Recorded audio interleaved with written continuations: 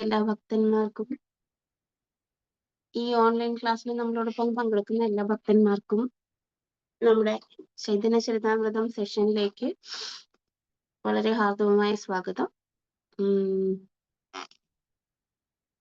Chaitanya മഹാപ്രഭുവിന്റെ childhood past times, അതായത് ബാല്യകാല ലീലകളെ കുറിച്ചാണ് നമ്മൾ സംസാരിച്ചുകൊണ്ടിരിക്കുന്നത്. അപ്പൊ നിങ്ങൾ കഴിഞ്ഞ ആഴ്ച കണ്ടത് എങ്ങനെയാണ് സച്ചിമാത, ജഗന്നാഥ് മിശ്ര ഇവര് ഭഗവാന്റെ ബാല്യകാല ലീലകള് വന്നിട്ട് ആസ്വദിക്കുന്നത് എന്ന്. കാരണം നമുക്കറിയാം ശ്രീകൃഷ്ണ ഭഗവാന്റെ ബാല്യകാല ലീലകള് ശ്രീമദ് ഭാഗവതത്തിൽ വളരെ വിശദമായിട്ട് പ്രതിപാദിക്കുന്നുണ്ട്. അപ്പോ ഭഗവാൻ അതിൽ പറയണ എന്താണ്, ബാല്യലീല മനോഹരം. അതായത് ഈ ബാല്യലീലകൾ എന്ന് പറയുന്നത് മനസ്സിനെ ഹരിക്കുന്നതാണ് എന്ന്. എന്താണ് മനസ്സിനെ ഹരിക്കുന്നത് എന്ന് പറഞ്ഞു കഴിഞ്ഞാൽ, നമ്മുടെ ഹൃദയത്തിനെ ആകർഷിക്കുന്ന തരത്തിലുള്ളതാണ്. ഇവിടെ ശ്രീ ചൈതന്യ മഹാപ്രഭുവിന്റെ പാസ്റ്റ് ടൈംസും അതേപോലെ തന്നെയാണ്. പക്ഷെ ഒരു വ്യത്യാസം എന്താണെന്ന് വെച്ചാൽ, അവിടെ നമ്മൾ അമാനുഷികമായിട്ടുള്ള കാര്യങ്ങൾ കേൾക്കും. ആ മാനുഷികം എന്ന് പറഞ്ഞാൽ ഭഗവാൻ വന്നിട്ട് മനുഷ്യന്റെ രൂപത്തിൽ അവതരിക്കും എങ്കിലും, ആര്? ശ്രീകൃഷ്ണ ഭഗവാൻ മനുഷ്യന്റെ രൂപത്തിൽ അവതരിക്കും എങ്കിലും അദ്ദേഹം ചെയ്യുന്ന പ്രവർത്തികൾ എന്ന് പറയുന്നത് മനുഷ്യൻ ചെയ്യുന്ന പ്രവർത്തികളല്ല. അതാണ് ശ്രീകൃഷ്ണ ഭഗവാന്റെ ബാല്യലീലകളുടെ പ്രത്യേകത. കാരണം വെറും 3 മാസം 4 മാസം പ്രായമുള്ള സമയത്ത് എന്താണ് ഉത്ഥാന ഫെസ്റ്റിവൽ, അതായത് ഒരു കുട്ടി കമിഴ്ന്ന് വീണ് കഴിയുമ്പം അതും ഫെസ്റ്റിവൽ ആണെന്ന് പറയും. ശ്രീകൃഷ്ണ ഭഗവാൻ ആദ്യമായിട്ട് കമിഴ്ന്ന് വീണപ്പോ യശോദമാത നന്ദമഹാരാജാവും ഒരു ഫെസ്റ്റിവൽ നടത്തി. ആ ഫെസ്റ്റിവലിന്റെ സമയത്താണ് ആ വെറും 4 മാസം പ്രായമുള്ള ശ്രീകൃഷ്ണ ഭഗവാൻ എന്ത് ചെയ്യുന്നത്? ശകടാസുരനെ വധിക്കുന്നത്. പിന്നെയും 2 മാസങ്ങൾ കഴിഞ്ഞിട്ടാണ് പൂതനയെ വധിക്കുന്നത്. അങ്ങനെ ഒരുപാട് അസുരന്മാര്. പക്ഷേ അവിടെയൊന്നും ശ്രീകൃഷ്ണ ഭഗവാൻ സ്വന്തം രൂപമോ സ്വന്തം വലിപ്പമോ ഇതൊന്നും ചേഞ്ച് ചെയ്തില്ല. ഏത് ശിശുരൂപത്തിലാണോ അദ്ദേഹം ഉണ്ടായിരുന്നത്, അതേ ശിശുരൂപത്തിൽ തന്നെയാണ് ഈ അസുരന്മാരെ എല്ലാം നിഗ്രഹിച്ചിരിക്കുന്നത്. അത് മാനുഷികമല്ല, അത് അമാനുഷികമാണ്. അപ്പോ ശ്രീകൃഷ്ണ ഭഗവാന്റെ ലീലകളുടെ പ്രത്യേകത അതാണ്. അദ്ദേഹത്തിന് സ്വന്തം രൂപമോ ശക്തിയോ അതൊന്നും മാറ്റേണ്ട ആവശ്യമില്ല. കാരണം എന്താണ്? അദ്ദേഹം പരമദിവ്യോത്തമ പുരുഷനാണ്. പക്ഷെ ശ്രീ ചൈതന്യ മഹാപ്രഭു സെയിം പരമദിവ്യോത്തമ പുരുഷനാണ് എങ്കിലും ആ മാനുഷികമായിട്ടുള്ള ബാല്യകാല ലീലകൾ അദ്ദേഹം ചെയ്തത് കുറവാണ്. കാരണം എന്താണ്? കലിയുഗത്തില് നാമസങ്കീർത്തനം പ്രചരണം ചെയ്യാൻ വേണ്ടിയിട്ട് ശ്രീകൃഷ്ണ ഭഗവാൻ അവതരിച്ചതാണ്. അത് അമാനുഷികമായിട്ടുള്ള പ്രവർത്തികൾ ചെയ്യാൻ വേണ്ടിയിട്ട് അല്ല ഭഗവാൻ അവതരിച്ചിരുന്നത്. എന്തുകൊണ്ടാണ്? നാമസങ്കീർത്തനത്തെ പ്രചരിപ്പിക്കുവാൻ വേണ്ടിയിട്ട് നമ്മളിൽ ഒരാളായിട്ട് ഭഗവാൻ സ്വയം അവതാരം എടുത്തതാണ്. അപ്പോ ശ്രീകൃഷ്ണ ഭഗവാന്റെ past times, childhood past times വായിക്കുന്നത് പോലെ തന്നെ പ്രത്യേകത ഉള്ളതാണ് ചൈതന്യ മഹാപ്രഭുവിന്റെ പാസ്റ്റ് ടൈംസ്. എന്താണ് ചൈൽഡ്ഹുഡ് പാസ്റ്റ് ടൈംസ് വായിക്കുന്നതും. പക്ഷേ ഈ അസുര നിഗ്രഹവും മറ്റു കാര്യങ്ങളും ഒന്നും അതില് ഇല്ല എന്നുള്ളത് എന്താണ് പ്രത്യേകിച്ചും എടുത്തു പറയേണ്ടതാണ്. എന്താണ് പിന്നെ ഉള്ളത്? ഭഗവാൻ വന്നിട്ട് സ്വയം ഈശ്വരനാണ് എന്ന് തെളിയിക്കുന്ന 1-2 കാര്യങ്ങൾ ഇതിൻ്റെ അകത്തുണ്ട്. ഈശ്വരനാണ് എന്ന് തെളിയിക്കുന്ന 1-2 കാര്യങ്ങൾ. അത് പക്ഷെ എല്ലാവർക്കും വന്നിട്ട് ഭഗവാൻ ദൃശ്യമാക്കിയിരുന്നില്ല.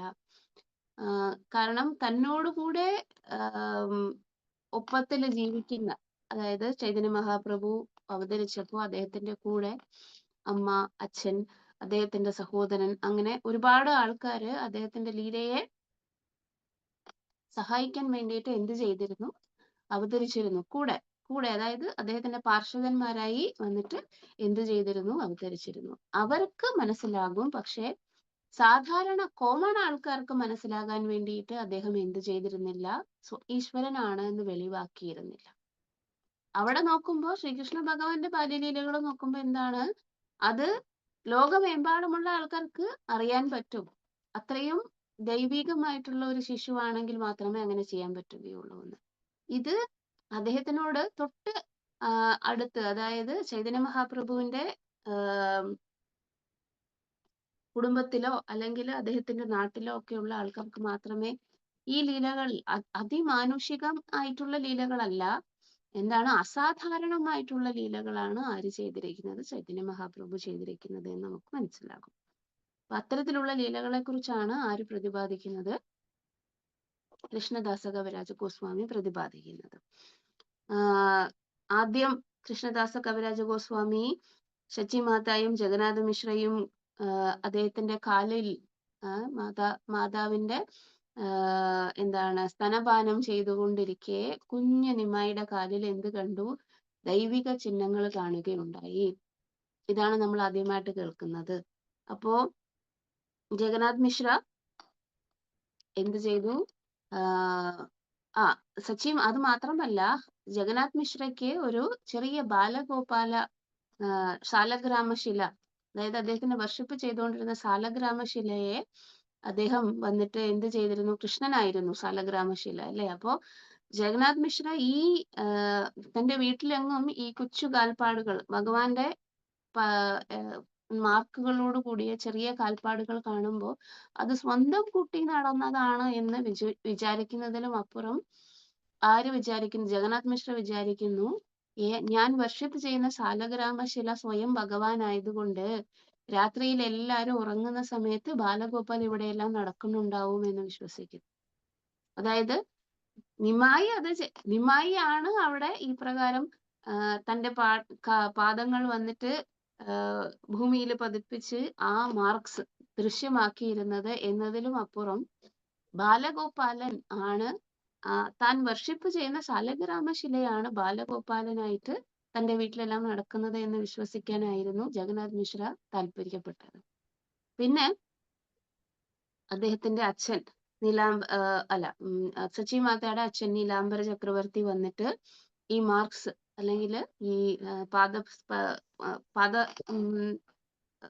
സ്പർശന എന്താണ് പാദചിഹ്നങ്ങൾ കണ്ടപ്പോ അദ്ദേഹം പറയുകയുണ്ടായി, ഇത് വളരെ വലിയ ഒരു ഒരു ഗ്രേറ്റ് പേഴ്സണാലിറ്റിയുടെ പാദമാണ്. അത് ഈ കുട്ടി നാരായണന്റെ എല്ലാ തരത്തിലുമുള്ള സ്വഭാവ വിശേഷങ്ങളും ഉള്ളയാളാണ് എന്നൊക്കെ ജഗന്നാഥ് മിശ്രയ്ക്ക് തന്റെ മകനെ കുറിച്ച് പറഞ്ഞു കൊടുക്കുകയാണ്. അത് പ്രഡിക്ഷൻ ആണ്. ആരുടെ? നീലാംബർ ചക്രവർത്തിയുടെ പ്രഡിക്ഷൻ ആണ്. ഈ കുട്ടി വൈഷ്ണവ പ്രചാരത്തിന് വേണ്ടിയിട്ട് തന്റെ മാതാവിന്റെയും പിതാവിന്റെയും കുലത്തിലെ എല്ലാവരെയും മോക്ഷത്തിന് അർഹരാക്കാൻ വേണ്ടിയിട്ടാണ് ഭൂമിയിൽ വന്നിരിക്കുന്നത് എന്ന് പറഞ്ഞു. അതിനുശേഷം നമ്മള് 20-ാമത്തെ ശ്ലോകം മുതല് ചൈതന്യ മഹാപ്രഭുവിന്റെ വളർച്ചയുടെ വിവിധ ഘട്ടങ്ങളെ കുറിച്ച് പറഞ്ഞു. അദ്ദേഹം മുട്ടിലിഴയാൻ തുടങ്ങുമ്പോഴും പിന്നെ എല്ലാവരെ കൊണ്ടും ആ പ്രായത്തിൽ തന്നെ അദ്ദേഹം എങ്ങനെയാണ്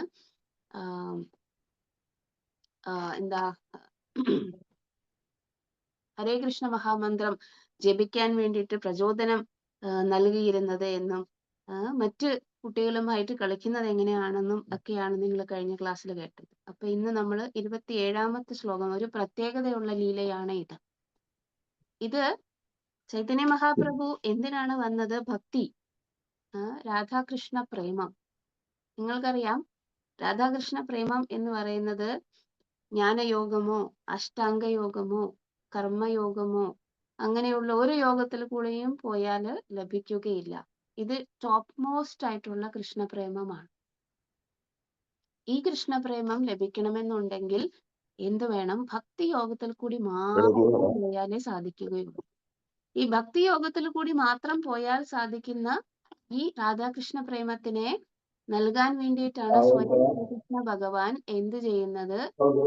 ഗൗരാംഗനായിട്ട് തന്റെ അതായത് രാധാറാണിയുടെ നിറവും സ്വഭാവവും ഭാവവും ഒക്കെ സ്വീകരിച്ച് വരുന്നത്.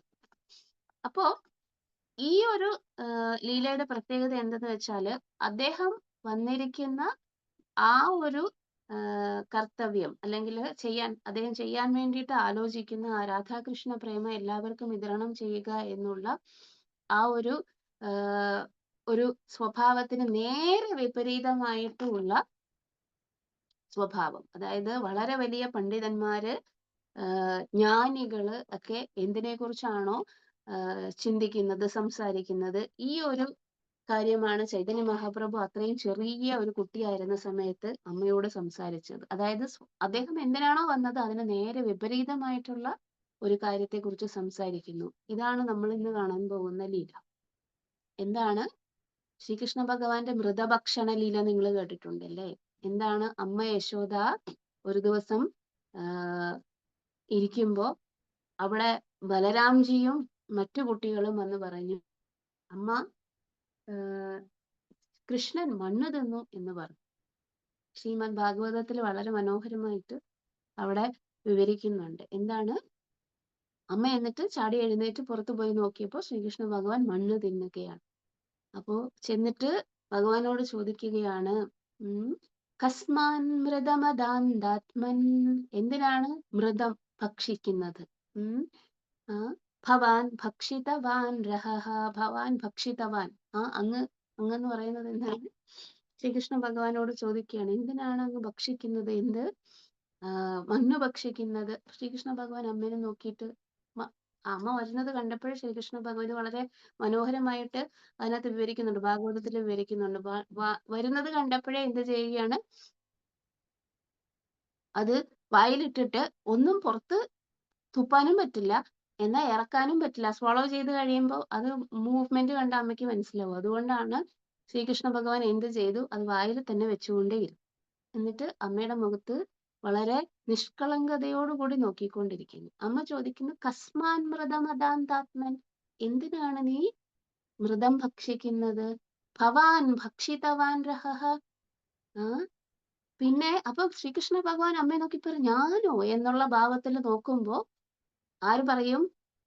ഇത് ഞാൻ കണ്ടത് മാത്രമല്ല, എല്ലാവരും അന്ന് എന്നോട് പറഞ്ഞിട്ടുണ്ട് എന്ന് പറയും. എന്താണ്? വദന്തി. വദന്തി എന്ന് പറഞ്ഞാൽ പറഞ്ഞു. താവകാഹ്യത്തെ, അതായത് എന്റെ കൂട്ടുകാർ വന്ന് നിന്നെ കുറിച്ച് പലതും പറയുമ്പോ ഞാൻ വിശ്വസിച്ച അത് അവര് ഉണ്ടാക്കി പറയുന്നതാണെന്ന് നീ പറയും. ഇപ്പൊ എന്റെ കൂട്ടുകാർ, യശോദമാത പറയുകയാണ്, എന്റെ കൂട്ടുകാരല്ല വന്ന് പറഞ്ഞത്, വദന്തി താവകാഹ്യത്തെ, നിന്റെ കൂട്ടുകാരാണ് വന്ന് പറഞ്ഞത്. എന്ത്? കൃഷ്ണൻ മൃതം ഭക്ഷിച്ചു എന്ന് പറഞ്ഞത്. അപ്പൊ ഇനി ഭഗവാൻ എന്ത് ചെയ്യും? അമ്മയുടെ കൂട്ടുകാരല്ലേ, അവര് വന്നിട്ട് സ്ഥിരം അമ്മയുടെ അടുത്ത് പരാതി പറയണല്ലേ, ഞാൻ അങ്ങനെയൊന്നും ചെയ്യൂല എന്ന് അമ്മയ്ക്ക് അറിയാലോ. ഇങ്ങനെയൊക്കെ കൃഷ്ണന് പറയാമായിരുന്നു, അത് യശോദമാതാന്റെ ഫ്രണ്ട്സ് ആണ് വന്ന് പറഞ്ഞതെങ്കിൽ. പക്ഷെ ഇപ്പൊ ആരാണ് വന്ന് പറഞ്ഞത്?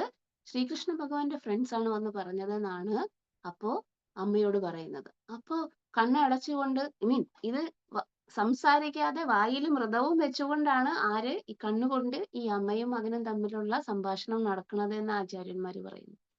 പിന്നെയും ശ്രീകൃഷ്ണ ഭഗവാൻ പറഞ്ഞു, ഇവരൊക്കെ കുട്ടികളല്ലേ അമ്മ.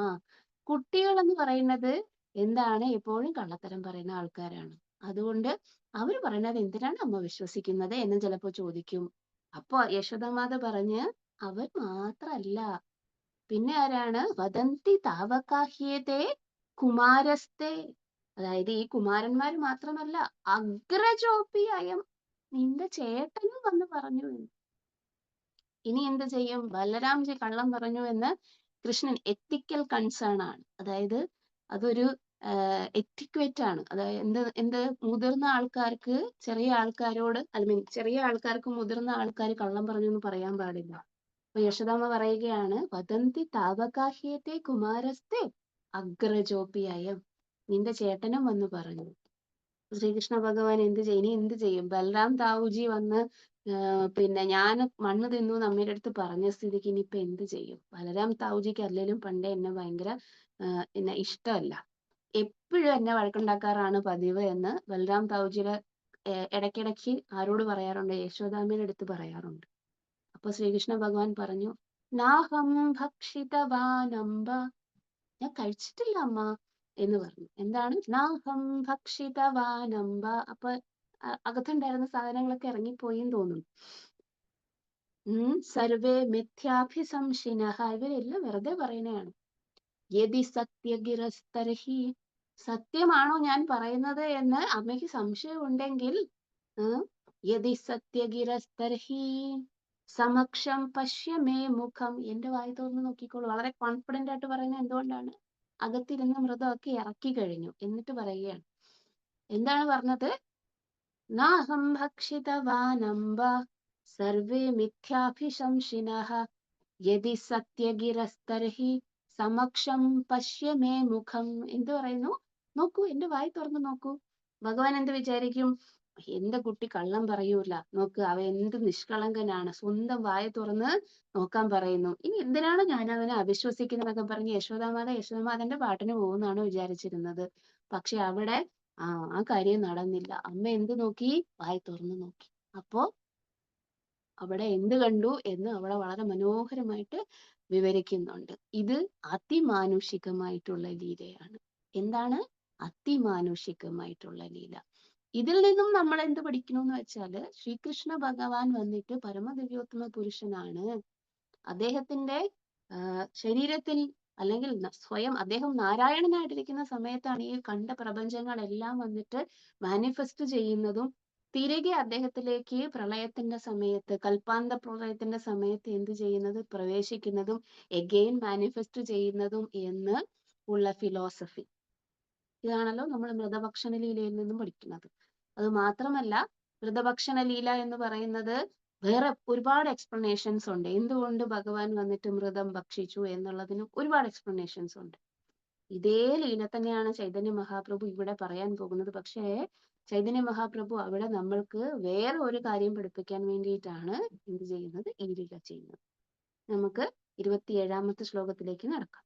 24ാമത്തെ ശ്ലോകം മുതലാണ് തുടങ്ങുന്നത്. ആക്ച്വലി 27th വരെയുള്ള ശ്ലോകം 26ാമത്തെ ശ്ലോകം വരെ നിങ്ങൾ കണ്ടു കഴിഞ്ഞു. എന്താണ്? ഏകദിന സചിഖൈ സന്ദേശ അനിയ ബാട്ട ഭാരി ദിയ ബൈല ഖാവോ തോ ഭസിയ. അതായത് ഒരു ദിവസം ഒരു വലിയ പാത്രത്തിൽ നിറയെ സന്ദേശം കൊണ്ട് അമ്മ ചോറും സന്ദേശവും കൊണ്ട് അമ്മ വന്നു. എന്നിട്ട് ഇത് ഇരുന്ന് കഴിക്കാൻ വേണ്ടിയിട്ട് കൊടുത്തിട്ട് അമ്മയുടെ ജോലി ചെയ്യാൻ പോയി. ഏതപോലെ ഗേല ശച്ചി ഗൃഹേ കർമ്മകാര്യത്തെ ലുഖാന ലാഗില ശിശു മൃത്തിക്ക ഖായിത്തെ. അമ്മ പോയതും എന്ത് ചെയ്യാൻ തുടങ്ങി? ചൈതന്യ മഹാപ്രഭു അവിടെ മൃത്തിക്ക എന്ന് പറഞ്ഞാൽ ഡെർട്ട്, അഴുക്ക്, അല്ലെങ്കിൽ എന്താണ്, മണ്ണ് എന്ന് വേണമെങ്കിലും പറയാം. അപ്പോ 26ാമത്തെ ശ്ലോകത്തില് അത് കണ്ടു സച്ചി മാത. ദേഖി സച്ചി ധാന ഐല കരി ഹോയ് ഹോയ് മാട്ടി ഖാട്ടി ലാന കാഹെ മാട്ടി കെനെ ഖായ. എന്നിട്ട് ചോദിക്കുന്നു, ഞാൻ കൊണ്ടു തന്നത് നിനക്ക് കഴിക്കാനുള്ള വളരെ സ്വാദിഷ്ടമായ ഭക്ഷണമാണ്, എന്നിട്ടും നീ മാട്ടി എന്ന് പറഞ്ഞ മിട്ടി അല്ലെങ്കിൽ മണ്ണ് എന്തിനാണ് തിന്നുന്നത്? മാട്ടി കേനെ ഖായ എന്ന് ചോദിച്ചു. അപ്പോ ചൈതന്യ മഹാപ്രഭു എന്ത് പറയും? 27th ശ്ലോക. ഖാണ്ടിയ ബാലേന ശിശു കേനെ കര രോഷ തുമി മാട്ടി ഖായിത്തെ ദിലെ മോര കിബ ദോഷ. എന്ത് ചോദിച്ചു? ഖാണ്ടിയ ബോലേന ശിശു കേനെ കര ദോഷ തുമി മാട്ടി ഖായിത്തെ ദിലെ മോര കിബ ദോഷ. എന്ത് ചോദിക്കുന്നു ചൈതന്യ മഹാപ്രഭു? ഖാണ്ടിയ ബോലേന ശിശു, കരഞ്ഞോണ്ട് ആ ശിശു ചോദിക്കുകയാണ്, കേനേക്കാരി രോഷ, അമ്മ എന്തിനാണ് ദേഷ്യപ്പെടുന്നത്? തുമി മാട്ടി ഖൈത്തേതിലെ, എനിക്ക് നീയാണ് കൊണ്ടു തന്നത് എന്ത്? ഈ മൃതം അല്ലെങ്കിൽ മട്ടി അല്ലെങ്കിൽ മൃത്തിക ഭക്ഷിക്കാൻ വേണ്ടിയിട്ട്. മോരാക്കിപ്പ ദോഷ, എന്താണ് എന്റെ ദോഷം ഇതിനകത്ത്? Crying, the child inquired from his mother, why are you angry? You have already given me dirt to eat. What is my fault? അപ്പൊ നമ്മൾ വിചാരിക്കുക, അമ്മ എന്താണ് കൊണ്ട് കൊടുത്തത്? ഈ നല്ല മധുരമായിട്ടുള്ള പാലിൽ നിന്നും ഉണ്ടാക്കിയ സന്ദേശവും, അത് അവര് സന്ദേശം എന്നല്ല പറയണത്, സന്ദേശ് എന്നൊക്കെയാണ് പറയുന്നത്. സന്ദേശം, പിന്നെ എന്താണ് ബാട്ട. ബാട്ട എന്ന് പറഞ്ഞാൽ എന്താണ്? കാര്യങ്ങളൊക്കെ പറയും ഇതിന്റെ ഇടയിൽ.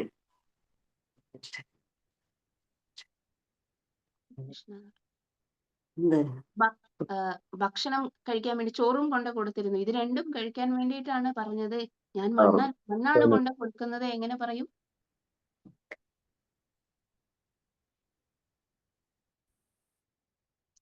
മണ്ണ് കഴിക്കാൻ കൊടുത്തു എന്ന് എങ്ങനെ പറയും എന്ന് ആര് ചോദിക്കുന്നു? അമ്മ ചിന്തിക്കുന്നു. അപ്പൊ എന്താണ് 28th ശ്ലോക? ഖൈ സന്ദേശ അന്നയാത്തേക മാട്ടിര വികാര ഏഹോ മാട്ടി സ്നേഹ മാട്ടി കി ഭേദ വിചാര. കുട്ടി അമ്മയോട് ചോദിക്കുകയാണ് വളരെ ഫിലോസഫിക്കൽ ആയിട്ടുള്ള ക്വസ്റ്റ്യൻ. കൊച്ചു നിമായി അമ്മയുടെ അടുത്ത് ചോദിക്കുകയാണ്. എന്ത് ചോദിക്കുന്നത്? ഖൈ സന്ദേശ അന്നയാത്തേക മാട്ടിര വികാര ഈഹോ മാട്ടി സേഹ മാറ്റി കേ ഭേദ വിചാര. എന്ത് ചോദിക്കുന്നു? ഇവിടെ അമ്മ കൊണ്ടുവന്ന സന്ദേശവും അന്നവും ഒക്കെ എന്തിനകത്തു നിന്ന് വന്നതാണ്? ഈ മണ്ണിൽ നിന്ന് തന്നെ വന്നതാണ്. മാട്ടിക്ക വികാര ട്രാൻസ്ഫർമേഷൻ ആണ്. അതായത് നമ്മൾ എന്താണ് ചെയ്യുന്നത്? മണ്ണിൽ വിത്തിട്ട് വെള്ളമൊഴിച്ച് എന്തുണ്ടാക്കി? ചെടി നെല്ല്, ഗോതമ്പ് ഇതൊക്കെ ഉണ്ടാക്കി അതിനകത്തു നിന്ന് വിളവെടുക്കുമ്പോ അത് മണ്ണിന്റെ തന്നെ ട്രാൻസ്ഫർമേഷൻ ആണ് എന്നാണ് ഈ കുട്ടി പറയുന്നത്, നിമ്മായി പറയുന്നത്. അവൻ ചോദിക്കുകയാണ്, ഏഹോ മാട്ടി, ഇതും ഇട്ടി, അല്ലെങ്കിൽ ഇതും എന്താണ്? മണ്ണാണ്. സേഹ മാട്ടി, ഞാൻ കഴിച്ചതും മണ്ണാണ്. കീ ഭേദ വിചാര, ഇത് തമ്മിൽ എങ്ങനെയാണ് വ്യത്യാസമുണ്ടാകുന്നത്? ഇത് വെറും ചോദ്യമല്ല. എന്ത് ചോദ്യമാണ് ഇത്? ഒരു പ്രത്യേക ഫിലോസഫി പറയുന്ന ആൾക്കാരുടെ ചോദ്യമാണ്, വിചാരമാണ്. നമുക്ക് നോക്കാം എന്താണ്. Fused rice, sweetmeats and all other eatables are but transformations of dirt.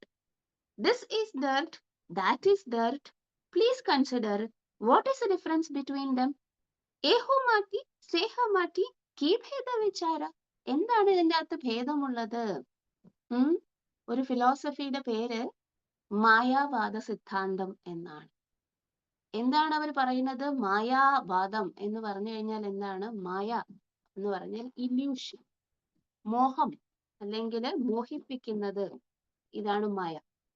ഭഗവാൻ പറയുന്നു ഭഗവത്ഗീതയില്, ദൈവീഹി ഏഷ ഗുണമയി മമ മായ ദുരത്യയ മാമേവയെ പ്രപദ്യന്തെ മായാം ഏതാം തരന്തിതെ. അതിൽ ആദ്യത്തെ ഭാഗം മാത്രം വളരെ ഡിഫിക്കൽട്ട് ആണ്. മമ മായ ദുരത്യയ. കാരണം നമ്മള് ശരീരം സ്വീകരിച്ച് ഈ ഭൗതിക ലോകത്തിൽ എത്തുമ്പോ നമ്മളെ ഈ ഭൗതിക ശരീരത്തിൽ ജീവിച്ച് ആസ്വദിച്ച് നമ്മൾ ഈ ഭൗതിക ശരീരം ആണ് എന്ന് വിശ്വസിപ്പിച്ച് നമ്മളെ കൊണ്ട് കർത്തവ്യങ്ങൾ ചെയ്യിപ്പിക്കുന്നത് ഈ മായാദേവി തന്നെയാണ്. 3 ഗുണങ്ങൾ കൊണ്ട് നമ്മളെ ഇങ്ങനെ പാവകളെ പോലെ, സത്വഗുണം, രജോ ഗുണം, തമോ ഗുണം, ഇതില് എന്ത് ചെയ്യുകയാണ്? നമ്മൾ പാവകളെ പോലെ ഈ ത്രിഗുണങ്ങൾക്ക് അധീനരായിട്ട് കഴിയുകയാണ് എന്ന് നമ്മൾ ഭഗവത്ഗീതയിൽ പഠിച്ചിട്ടുണ്ട്. ആ മായ എന്ന് പറയുന്നത് മായാവാദികൾക്ക് ഏറ്റവും ടോപ്പ് മോസ്റ്റ് ആണ്. അതായത് എല്ലാം മായ, സർവം മായാമയം ജഗത് എന്ന് പറയുന്നവർ. എന്താണ് പറയുന്നത്? നിങ്ങൾ ഈ കാണുന്നത് എല്ലാം മായയാണ്, ഒരു മോഹമാണ്, ഇതിനൊന്നിനും ഒരു നിലനിൽപ്പില്ല. കേൾക്കൂ ആദ്യം, എന്താണ് മായാവാദം എന്ന് പറഞ്ഞു കഴിഞ്ഞാൽ? ഇതിനൊന്നിനും ഒരു നിലനിൽപ്പില്ല, എല്ലാം മായയാണ്. ഞാൻ ഈ ശരീരമാണെന്ന് വിശ്വസിക്കുന്നത് മായയാണ്. ഈശ്വരന്റെ രൂപവും മായയാണ്. ഈശ്വരൻ ഭൂമിയിൽ അവതരിക്കുന്നു കൃഷ്ണനായി, രാമനായി, നരസിംഹമായി, വാമനനായി, മത്സ്യമായി, കൂർമ്മമായി, വരാഹമായി. ആ ശരീരമെല്ലാം മായയാണ്. ഭൗതികമായിട്ടുള്ളത് എല്ലാം മായയാണ്. അവർക്ക് മായ മായ മായ മായ മായ എന്നേ പറയാനുള്ളൂ. ഇതുകൊണ്ടാണ് അവരെ മായാവാദികൾ എന്ന് വിളിക്കുന്നത്. എപ്പോഴും മായ മായ മായ എന്ന് പറഞ്ഞുകൊണ്ടിരിക്കും. എന്താണ് ഇത്? മായാവാദം. ചൈതന്യ മഹാപ്രഭു എന്ത് പറഞ്ഞു? ഞാൻ കഴിക്കുന്ന അന്നവും മണ്ണും ഒന്ന് തന്നെയാണ്, ഭേദഭാവമില്ല. ഇത് തന്നെയാണ് മായ. അതായത് ഇതിനോ, ഈ മണ്ണിനോ ഈ അന്നത്തിനോ സെപ്പറേറ്റ് ആയിട്ട് ഒരു പ്രത്യേക എക്സിസ്റ്റൻസ്, നിലനിൽപ്പില്ല. ഇത് രണ്ടും ഒരേ സാധനത്തിന്റെ തന്നെ ട്രാൻസ്ഫർമേഷൻ ആണ്. അതുകൊണ്ട് ഇത് രണ്ടും ഒന്ന് തന്നെയാണ്. ഞാൻ എന്ന ജീവാത്മാവും ഈശ്വരനും വന്നിട്ട് ഒരേ വെളിച്ചമാണ്. അതായത് ഒരേ ആത്മീയ സ്ഫുലിംഗമാണ്. ഞങ്ങൾ തമ്മിൽ വ്യത്യാസമൊന്നുമില്ല. തത്വമസി. ഇതാണ് മായാവാദം എന്ന് പറയുന്നത്.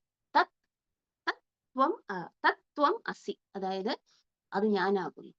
ഞാൻ ഈശ്വരനാണ്, നീയും ഈശ്വരനാണ്, അതും ഈശ്വരനാണ്. അത് അവർ അതെന്നേ വിളിക്കത്തുള്ളൂ. അതിന് രൂപമില്ലല്ലോ. കാരണം രൂപം എന്ന് പറയുന്നത് മായയാണല്ലോ. അതുകൊണ്ട് രൂപമില്ല. എന്താണ് രൂപമില്ലാത്ത തത്വം അസി, അത് ഞാനാകുന്നു, അല്ലെങ്കിൽ അത് നീയാകുന്നു.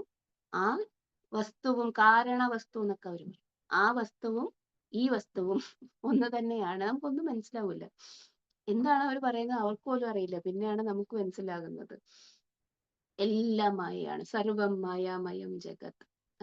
അത് നമ്മുടെ ആചാര്യന്മാര് പാടിയതാണ്. സർവം മായാമയം ജഗത്ത് തന്നെയാണ്. പക്ഷെ മായാവാദികൾക്ക് ഇതെല്ലാം എന്താണ്? മിഥ്യയാണ്. ഒന്നുമില്ല അവർക്ക് സത്യമായിട്ടുള്ളത്. എന്താണ് സത്യമായിട്ടുള്ളത്? ഒന്നുമേ ഇല്ല. അതുകൊണ്ട് തന്നെ ഈ ശരീരം എന്ന് പറയുന്നത് മായയാണ്. ഭഗവാന്റെ ശരീരവും മായയാണ് അവർക്ക്. ഈശ്വരന് രൂപമില്ല.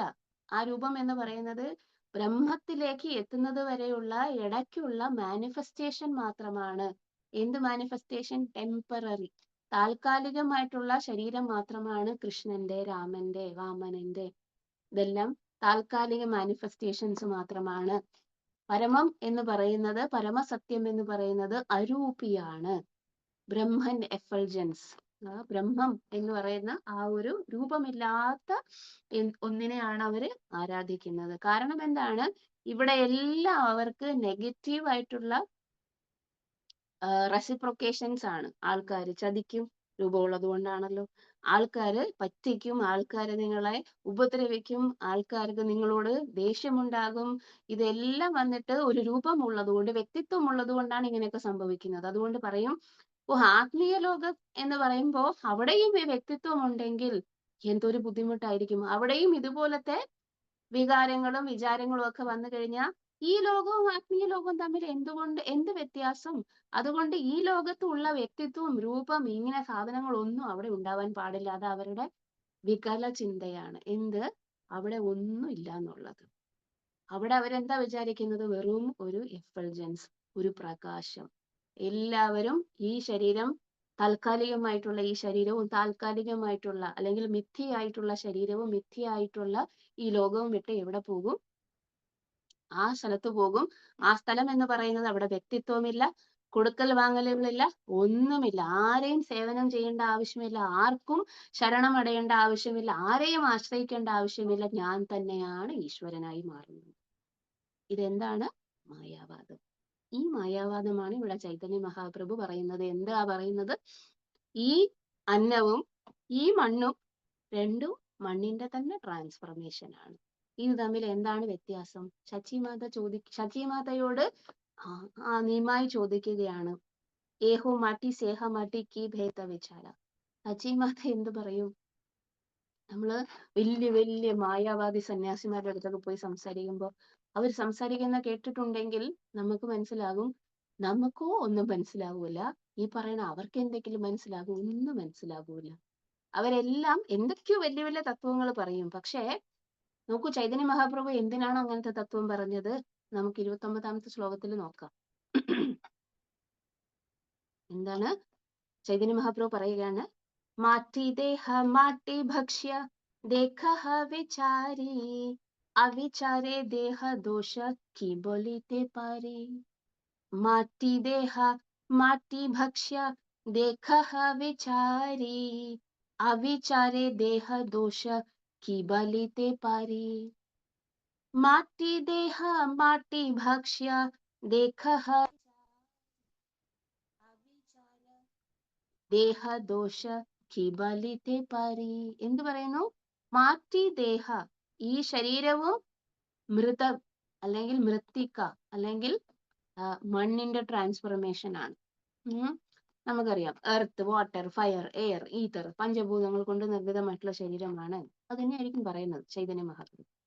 മാട്ടി ഭക്ഷ്യ, ഈ ഈറ്റബിൾ, അതായത് എനിക്ക് അങ്ങ് തന്നിരിക്കുന്ന ഈ അന്നവും അതിന്റെ തന്നെ ട്രാൻസ്ഫർമേഷൻ ആണ്. ശരിയാണല്ലോ. വിത്ത്, അത് വിതച്ച് കൊയ്ത് ഉണ്ടാക്കുന്ന അന്നവും മണ്ണിൽ നിന്ന് തന്നെ കിട്ടുന്നതായതുകൊണ്ട് മണ്ണിന്റെ തന്നെ ട്രാൻസ്ഫർമേഷൻ ആണ്. ദേഖഹ വിചാരി, ഇങ്ങനെ ചിന്തിച്ചു കഴിഞ്ഞിട്ടുണ്ടെങ്കിൽ ഇതെല്ലാം ഒന്ന് തന്നെയാണെന്നാണ് എനിക്ക് തോന്നുന്നത് അമ്മേ. ആ അവിചാരെ ദേഹദോഷ കീ ബോലിത്തെ പാരി. ഇതൊന്ന് ചിന്തിച്ചു നോക്കൂ. എന്നിട്ട് അങ്ങനെ ചിന്തിക്കാതെ എന്നെ കുറ്റം പറയുന്നത് എന്തിനാണ്? അതായത് കയ്യിൽ നിന്ന് മണ്ണ് പിടിച്ച് വാങ്ങിച്ച് നീ എന്തിനാണ് മണ്ണ് കഴിക്കുന്നത് ചോദിച്ചതിന് ഈ കുഞ്ഞു നിമ്മായി ചോദിച്ചതാണ് ഇതെല്ലാം. എന്റെ ദോഷമൊന്നും അല്ല ഇത്. എന്തിനാണ് പിന്നെ ഈ പ്രകാരം എന്നോട് ദേഷ്യപ്പെടുന്നത് എന്ന് ചോദിക്കുകയാണ്. അപ്പൊ നമുക്ക് ശീല പ്രഭുപാദിന്റെ പെർപ്പത്ത് നോക്കാം. This body is A transformation of dirt and the eatables are also a transformation of dirt. Please reflect upon this. You are blaming me without consideration. What can I say? Hmm? This is an explanation of the Mayavada philosophy, which takes everything to be one. The necessities of the body, namely eating, sleeping, mating, and defending, all are unnecessary in spiritual life. അതായത് അവർ ചിന്തിക്കുന്നത് ഇങ്ങനെയാണ്. ഞാൻ പറഞ്ഞില്ലേ, എന്താണ് പറഞ്ഞത്? ഈ ലോകത്തിൽ നമ്മൾ ജീവിക്കുമ്പോൾ നമ്മൾ ചെയ്യുന്ന കാര്യങ്ങളെല്ലാം വന്നിട്ട് ശാരീരികമാണ് എന്ന് അവർ ചിന്തിക്കുന്നു. അത് മായയാണെന്ന് ചിന്തിക്കുന്നു. അപ്പൊ നമ്മൾ ഈ ശരീരം ഉപേക്ഷിച്ച് ആത്മീയ ലോകത്തിൽ പോയി ഇതേ കാര്യങ്ങൾ നമ്മൾ അവിടെ ചെയ്യണമെന്നുണ്ടെങ്കിൽ ഈ ഭൗതിക ലോകവും ആ ആധ്യാത്മിക ലോകവും തമ്മിൽ എന്താ വ്യത്യാസമുള്ളത്?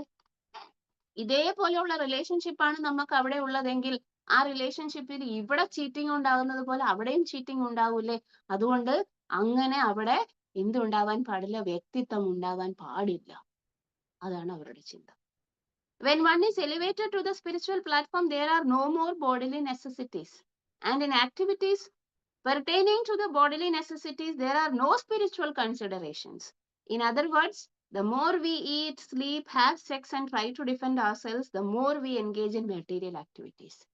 ഇതെല്ലാം ഭൗതികമായിട്ടുള്ള കാര്യങ്ങൾ മാത്രമാണ്. ഇതൊന്നും എന്തല്ല, ആധ്യാത്മികമായിട്ട് ഒരു പോസിബിലിറ്റിയും അല്ലെങ്കിൽ ഒരു പ്രയോജനവുമുള്ള കാര്യങ്ങളല്ല എന്നാണ് അവർ പറയുന്നത്. Ultimately, unfortunately, Mayavadi philosophers consider devotional activities to be bodily activities. They cannot understand the simple explanation in Bhagavad Gita. അതായത് ഇവിടെ ചെയ്യുന്ന എല്ലാ കാര്യങ്ങളും ഭൗതികമായിട്ടുള്ള കാര്യങ്ങളാണ്. ഇതൊന്നും ആധ്യാത്മികമായിട്ട് ചെയ്യേണ്ട കാര്യമില്ല. അതായത് സ്പിരിച്വൽ വേൾഡിൽ പോയാൽ എന്ത് ചെയ്യേണ്ട? ജോലി ഒന്നും ചെയ്യേണ്ട, സേവനം ചെയ്യേണ്ട. കാരണം അവിടെ വ്യക്തിത്വം ഇല്ല തന്നെ. വ്യക്തിത്വം ഉണ്ടെങ്കിൽ മാത്രമല്ലേ റിലേഷൻഷിപ്പ് ഉണ്ടാവുകയുള്ളൂ, ബന്ധങ്ങൾ ഉണ്ടാവുകയുള്ളൂ. ബന്ധങ്ങൾ ഉണ്ടെങ്കിലല്ലേ സ്നേഹം ഉണ്ടാവുകയുള്ളൂ. സ്നേഹം ഉണ്ടെങ്കിലല്ലേ സേവനവും ഭക്തിയും ഉണ്ടാവുകയുള്ളൂ. അതുകൊണ്ട് അവിടെ എന്തില്ല? അവിടെ ഒന്നുമില്ല.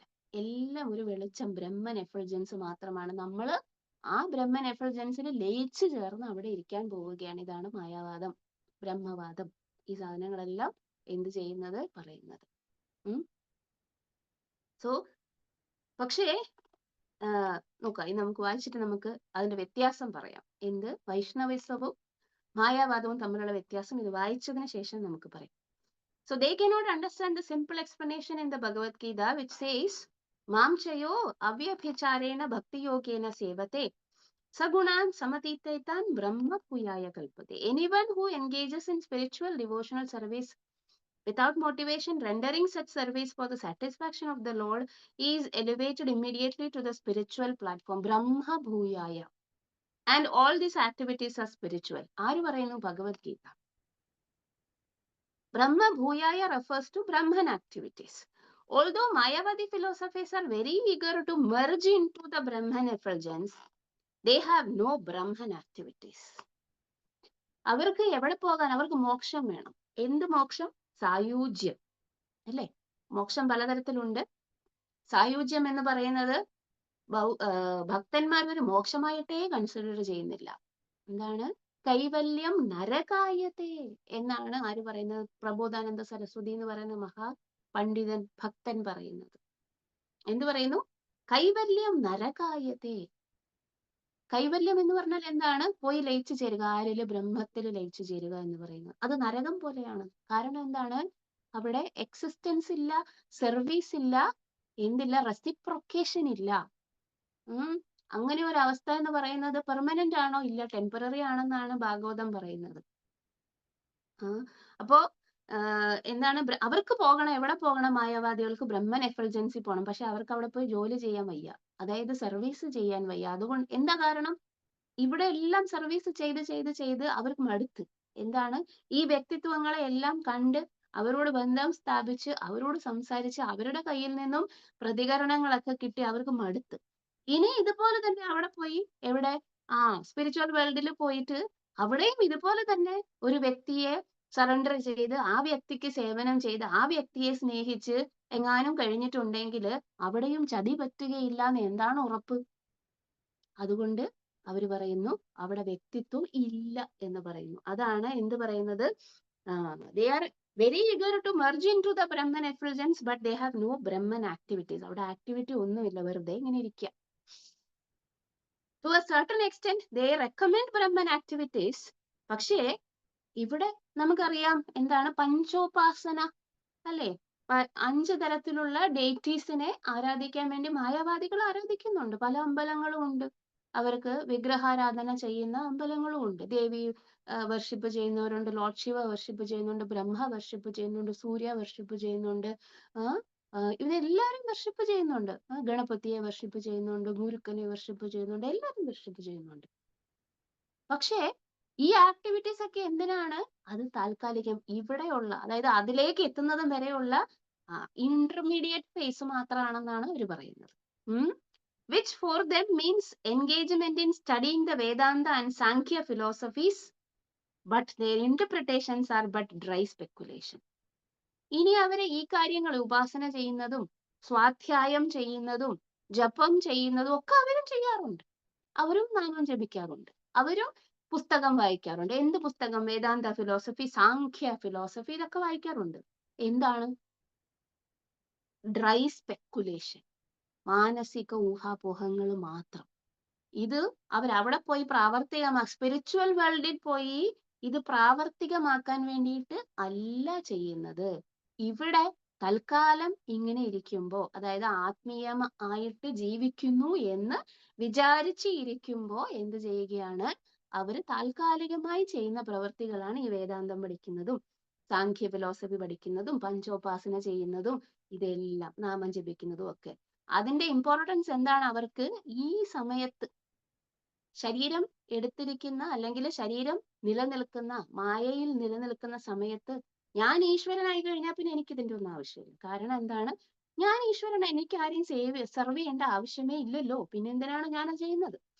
So lacking the varieties of spiritual activity, they cannot stay for long on that platform simply studying Vedanta or Sankhya philosophy.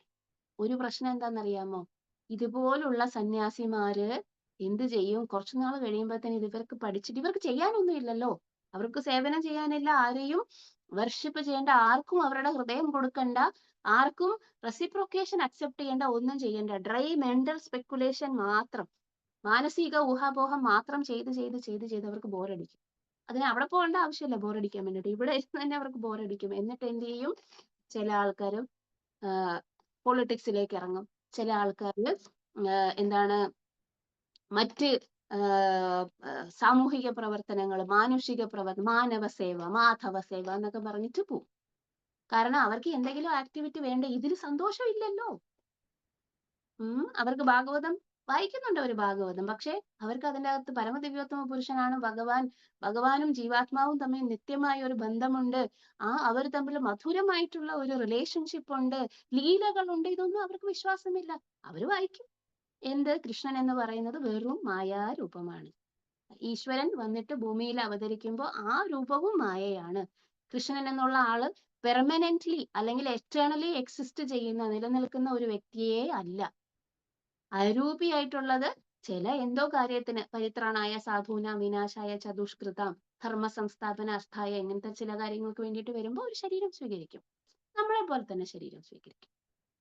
അതുകൊണ്ട് അവർ പറയും ഈ 16,108 ഭാര്യമാരെയൊക്കെ സ്വീകരിച്ചേക്കണം, അതൊക്കെ ചുമ്മാതെയാണ്. കുരുക്ഷേത്ര യുദ്ധത്തിൽ ഇത്രയും പേര് ആൾക്കാര് അതൊക്കെ വെറുതെയാണ്, ഇതൊന്നും സംഭവിച്ചിട്ടില്ല, ഇതൊക്കെ വെറുതെ മനസ്സിന്, അതൊക്കെ സാങ്കല്പികമാണ്. എക്സ്പ്ലെയിൻ ചെയ്യണ്ടേ? എന്താ ഭഗവാൻ വന്നിട്ട് മനുഷ്യരൂപം സ്വീകരിച്ചിട്ടാണ് വന്നത് എങ്കിൽ ഇവിടെ മനുഷ്യന്റെ രൂപത്തിലാണെങ്കിൽ എങ്ങനെ എക്സ്പ്ലെയിൻ ചെയ്യും? ഈ 16,108 വൈഫ്സിനെ എങ്ങനെ എക്സ്പ്ലെയിൻ ചെയ്യും? അതുകൊണ്ട് അവർ പറയും അതൊക്കെ ഉപനിഷത്തുക്കളും വേദങ്ങളും ഒക്കെയാണ്, അതൊക്കെ ആൾക്കാര് ഭാര്യമാരെന്ന് പറഞ്ഞ് സങ്കല്പിച്ചുണ്ടാക്കിയതാണ്. അങ്ങനെ ഒന്നുമില്ല. പോയി ഭാഗവതത്തിനകത്ത് നോക്കൂ. സ്വയം ഭഗവാൻ വന്നിട്ട് ഓരോരുത്തരെയും വിധിപ്രകാരം വിവാഹം കഴിച്ചു എന്ന് എഴുതിയിട്ടുണ്ട്. അത് ഭാഗവതത്തിനൊന്നും ഞങ്ങൾ അക്സെപ്റ്റ് ചെയ്യുന്നില്ല. ഇത് എന്റെ ജീവിതത്തിൽ സംഭവിച്ച കാര്യമാണ്.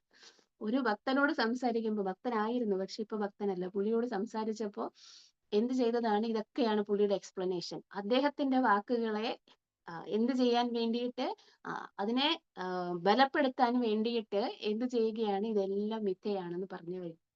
അങ്ങനെ ഒന്നുമില്ല. 16,000 വൈഫ്സിനെ ഒന്നും സ്വീകരിച്ചിട്ട് അതൊക്കെ വെറുതെ പറയുന്ന. ആകെപ്പാടെ 8 ഭാര്യമാരെ ഉണ്ടായിരുന്നു. ഇതാണ് അവരുടെ പ്രശ്നം. എന്താണ്, കൃഷ്ണനെ അവർ മായാരൂപമായിട്ടാണ്, അതായത് കൃഷ്ണന്റെ രൂപം നമ്മുടേതുപോലെ തന്നെ ശരീരമാണെന്ന് വിചാരിക്കുമ്പോൾ ഇതൊന്നും അവർക്ക് എക്സ്പ്ലെയിൻ ചെയ്യാൻ പറ്റില്ല.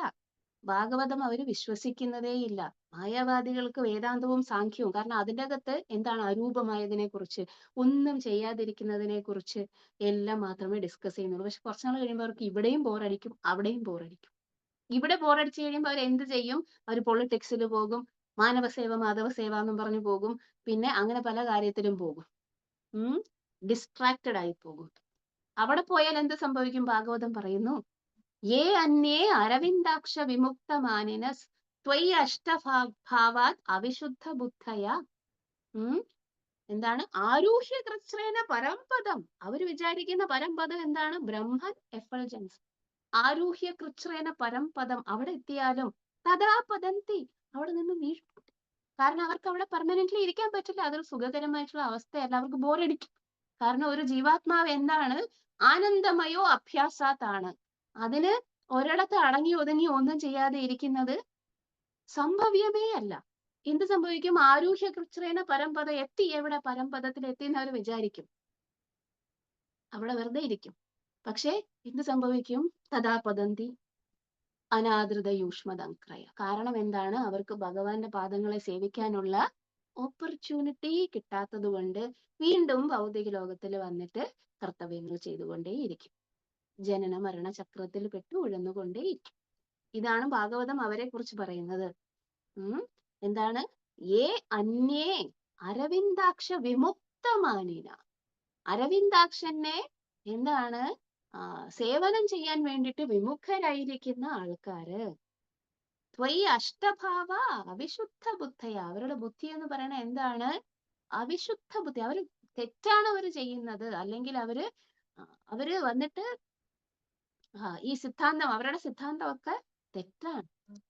എന്താണ്, ആരൂഹ്യ കൃച്ഛ്രേണ പരംപദം. അവര് വിചാരിക്കുന്നു ഞങ്ങൾ പരംപദത്തിൽ എത്തിയെന്ന്. ബ്രഹ്മൻ റിയലൈസ്, ബ്രഹ്മജ്ഞാനം നേടി ബ്രഹ്മത്തിൽ ലയിച്ചു എന്ന് വിചാരിക്കും. പക്ഷെ തഥാ പതന്തി അനാദൃത യൂഷ്മദംക്രയ. ഭഗവാന്റെ പാതാരബിന്ദങ്ങളോട് ആർക്കാണോ എന്തില്ലാത്തത്, അറ്റാച്ച്മെന്റ് ഇല്ലാത്തത്, അവര് നേരെ തിരിച്ചിങ്ങ് വരും.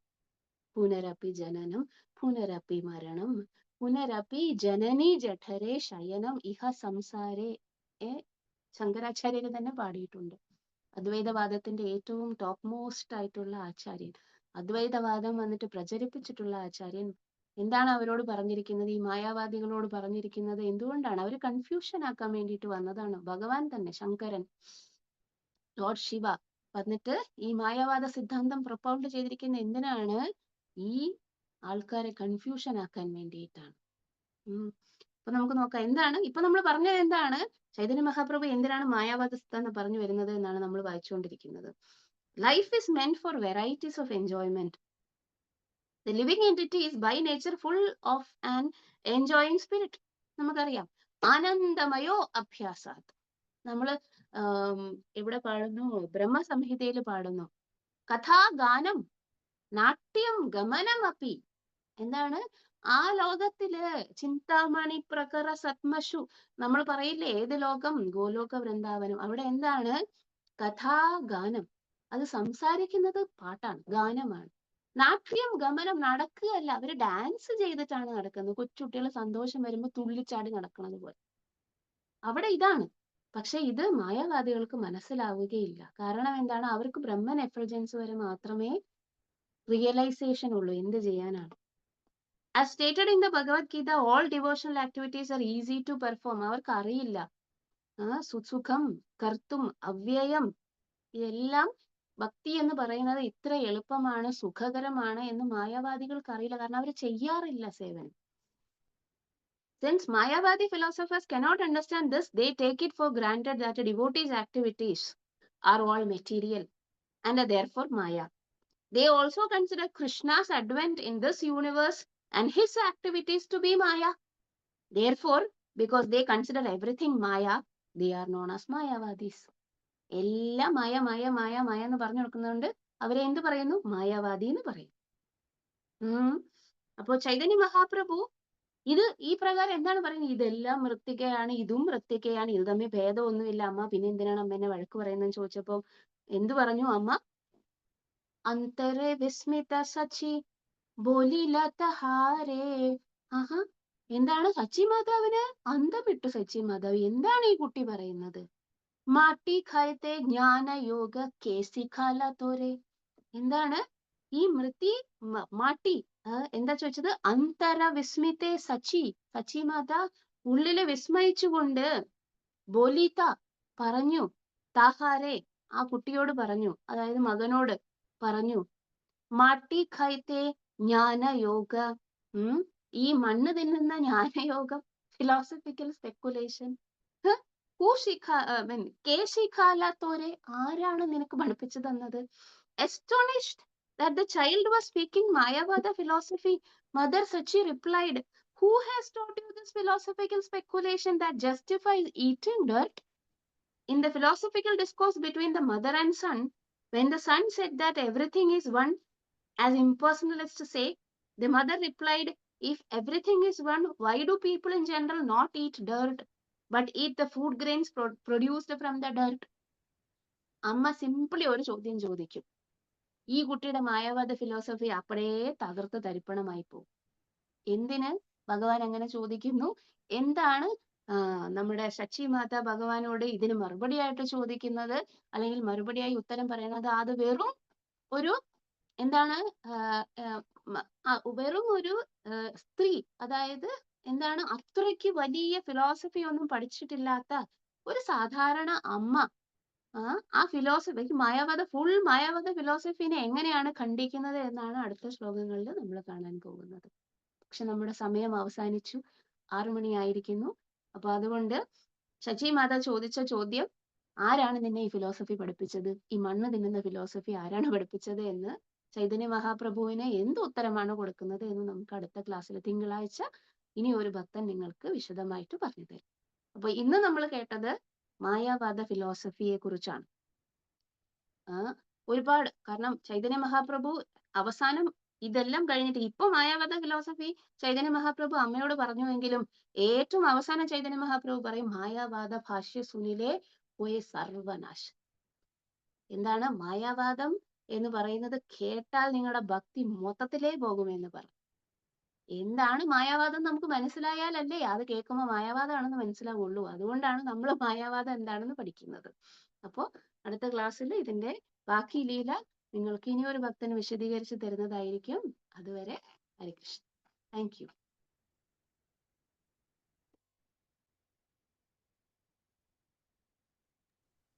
ഹരേ കൃഷ്ണ മാജി. താങ്ക് യു മാജി. ഹരേ കൃഷ്ണ. ഹരേ കൃഷ്ണ. എന്തെങ്കിലും സംശയം, കമന്റ്സ് ആർക്കെങ്കിലും? ഹരേ കൃഷ്ണ മാതാജി. ഹരേ കൃഷ്ണ. ഇതിലിപ്പോ ഈ മായാവാദ ഫിലോസഫി കുറെ സംശയങ്ങൾ ഉണ്ട് മാതാജി. ഇനി അടുത്ത ക്ലാസ്സിൽ ഞാൻ ചോദിക്കാം. ശരി മാതാജി, അത് എഴുതി വെച്ചിട്ടുണ്ട് ഞാൻ. അപ്പൊ അടുത്ത ക്ലാസ്സിൽ ഞാൻ ചോദിക്കാം. ഓക്കെ. ഹരേ കൃഷ്ണ. ഹരേ കൃഷ്ണ മാതാജി. നല്ല ക്ലാസ് ആയിരുന്നു മാതാജി. സ്വാഗതം മാതാജി. ഗംഭീര ക്ലാസ് മാതാജി. ഇപ്പൊ കുറച്ച് സമയം മാതാജിക്ക് ഉണ്ട്. ഇന്ന് വേറെ ക്ലാസ് ഇപ്പൊ ഉടനെ ഇല്ലേയും താനും. നമുക്ക് ആ ക്വസ്റ്റ്യൻ ഒന്ന് മാതാജി ചോദിച്ചാൽ നന്നായിരിക്കും. ഞാൻ ചോദിക്കട്ടോ മാതാജി? അതായത് മാതാജി പറഞ്ഞല്ലോ ഫിലോസഫർ, അത് ഞാൻ കേട്ടിട്ടുണ്ട്. മാതാജി പറഞ്ഞതുപോലെ ഭാഗവതം ക്ലാസ് വളരെ കാര്യമായി എടുത്ത് ഫേമസ് സ്പീക്കറെ എനിക്കറിയാം. എന്നിട്ട് അദ്ദേഹം പറയും ഇതെല്ലാം സാങ്കല്പികമാണെന്ന് പറയും. അപ്പൊ ആളെ എന്തായാലും നമുക്ക് പറയണ്ടേ ഇപ്പൊ. അങ്ങനെ കുറെ മായാവാദ തത്വ വരെ ഞാൻ കേട്ടിട്ടുണ്ട്. അതൊന്ന്. പിന്നെ ഉള്ളത് ഒരു കാര്യം മാതാജി പറഞ്ഞു, ഇത് അദ്വൈതം പറഞ്ഞ ശങ്കരാചാര്യർ കൺഫ്യൂസ് ആക്കാനാണ് അങ്ങനെ അതും ഒരു സംശയമുണ്ട്. പിന്നെ മാതാജി പിന്നെ നമ്മൾ പറയുന്നത് ഇതെല്ലാം മിഥ്യയാണ് എന്ന് പറയുന്നല്ലോ മായാവാദികള്. പക്ഷെ വാസ്തവത്തിൽ നമ്മളും ഈ മായ എന്ന് പറയുമ്പോൾ നാഹം പ്രകാശ യോഗസ്യമായ, അതായത് സകല കാര്യങ്ങളും മായയാണ്, എന്നാലും നമ്മളിപ്പോ ജീവിച്ചുകൊണ്ടിരിക്കുമ്പോൾ അത് സത്യമാണ് എന്നുള്ള ഒരു ഇതുണ്ട്. അങ്ങനെ 2-3 സംശയം എനിക്കുണ്ട് മാതാജി. അപ്പൊ ഇതിനകത്ത് എന്തോ മാതാജി ഉത്തരം പറഞ്ഞു കഴിഞ്ഞു. അതെ അത് മനസ്സിലായി. ദിസ് ഈസ് ഓൾ മായ എന്നല്ല, this is all temporary temporary എന്നാണ് പറയുന്നത്. ഇത് മായ എന്താണ്? നമുക്ക് മായ എന്ന് പറയുന്നത് ഈ പ്രകടമായിട്ട് കാണുന്ന ഭൗതിക ലോകം എന്ന് പറയുന്നത് ഭഗവാന്റെ എനർജി, എക്സ്റ്റേണൽ എനർജി. അതാണ് വൈഷ്ണവർ മായ എന്ന് പറയുന്ന സാധനം. മായ ആക്ച്വലി വൈഷ്ണവരും മായയെ അക്സെപ്റ്റ് ചെയ്യുന്നുണ്ട്. എന്ത് മായ?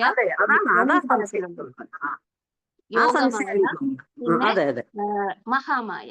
ഈ മഹാമായ ഭഗവാൻ ഭഗവത്ഗീതയിൽ പറയുന്നു, ദേവീഹി യശ ഗുണമയി മമ മായ, എന്റെ മായ. അതായത് ഈ ഭൗതിക പ്രപഞ്ചത്തിൽ നിങ്ങളൊക്കെ വരുമ്പോ നിങ്ങളെ ഇവിടെ പ്രവർത്തിപ്പിക്കാൻ വേണ്ടിയിട്ട് ത്രിഗുണങ്ങൾ വന്നിട്ട് നിങ്ങളെ എന്ത് ചെയ്യും? പാവകളെ പോലെ നിങ്ങളുടെ ആഗ്രഹത്തിനനുസരിച്ച് നിങ്ങൾക്ക് ശരീരം നൽകി അതുകൊണ്ട് ഓരോരോ കാര്യങ്ങൾ ചെയ്യിപ്പിച്ച് ഈ ശരീരം മുഴുവൻ പ്രവർത്തനക്ഷമമാക്കുന്ന മായയാണ് എന്ത് പറയുന്നത്? മഹാമായ, ദുർഗ എന്ന് പറയുന്നത്. നമ്മൾ അക്സെപ്റ്റ് ചെയ്യുന്നുണ്ട്.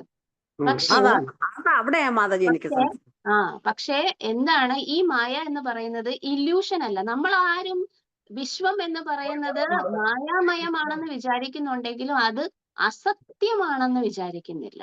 അവര് പറയുന്നത് ജഗൻ മിഥ്യ എന്നാണ് പറയുന്നത്. ഇത് മിഥ്യയല്ല, ഇത് മാനിഫെസ്റ്റ് ചെയ്യുമ്പോൾ നമ്മൾ കാണുന്നുണ്ട്, നമ്മൾ പ്രവർത്തിക്കുന്നുണ്ട്, നമ്മൾ ജീവിക്കുന്നുണ്ട്. പക്ഷേ നമ്മൾക്ക് ഇത് ടെമ്പററിയാണ്. മനസ്സിലായി മാതാജി. മായാവാദികൾക്ക് ഇത് ടെമ്പററി മാത്രമല്ല, ഇത് നിലനിൽക്കുന്നതേ അല്ല, രൂപം വ്യക്തിത്വമേ ഇല്ല. പക്ഷെ നമ്മൾക്ക് രൂപമുണ്ട്, വ്യക്തിത്വമുണ്ട്, എല്ലാം ഉണ്ട്.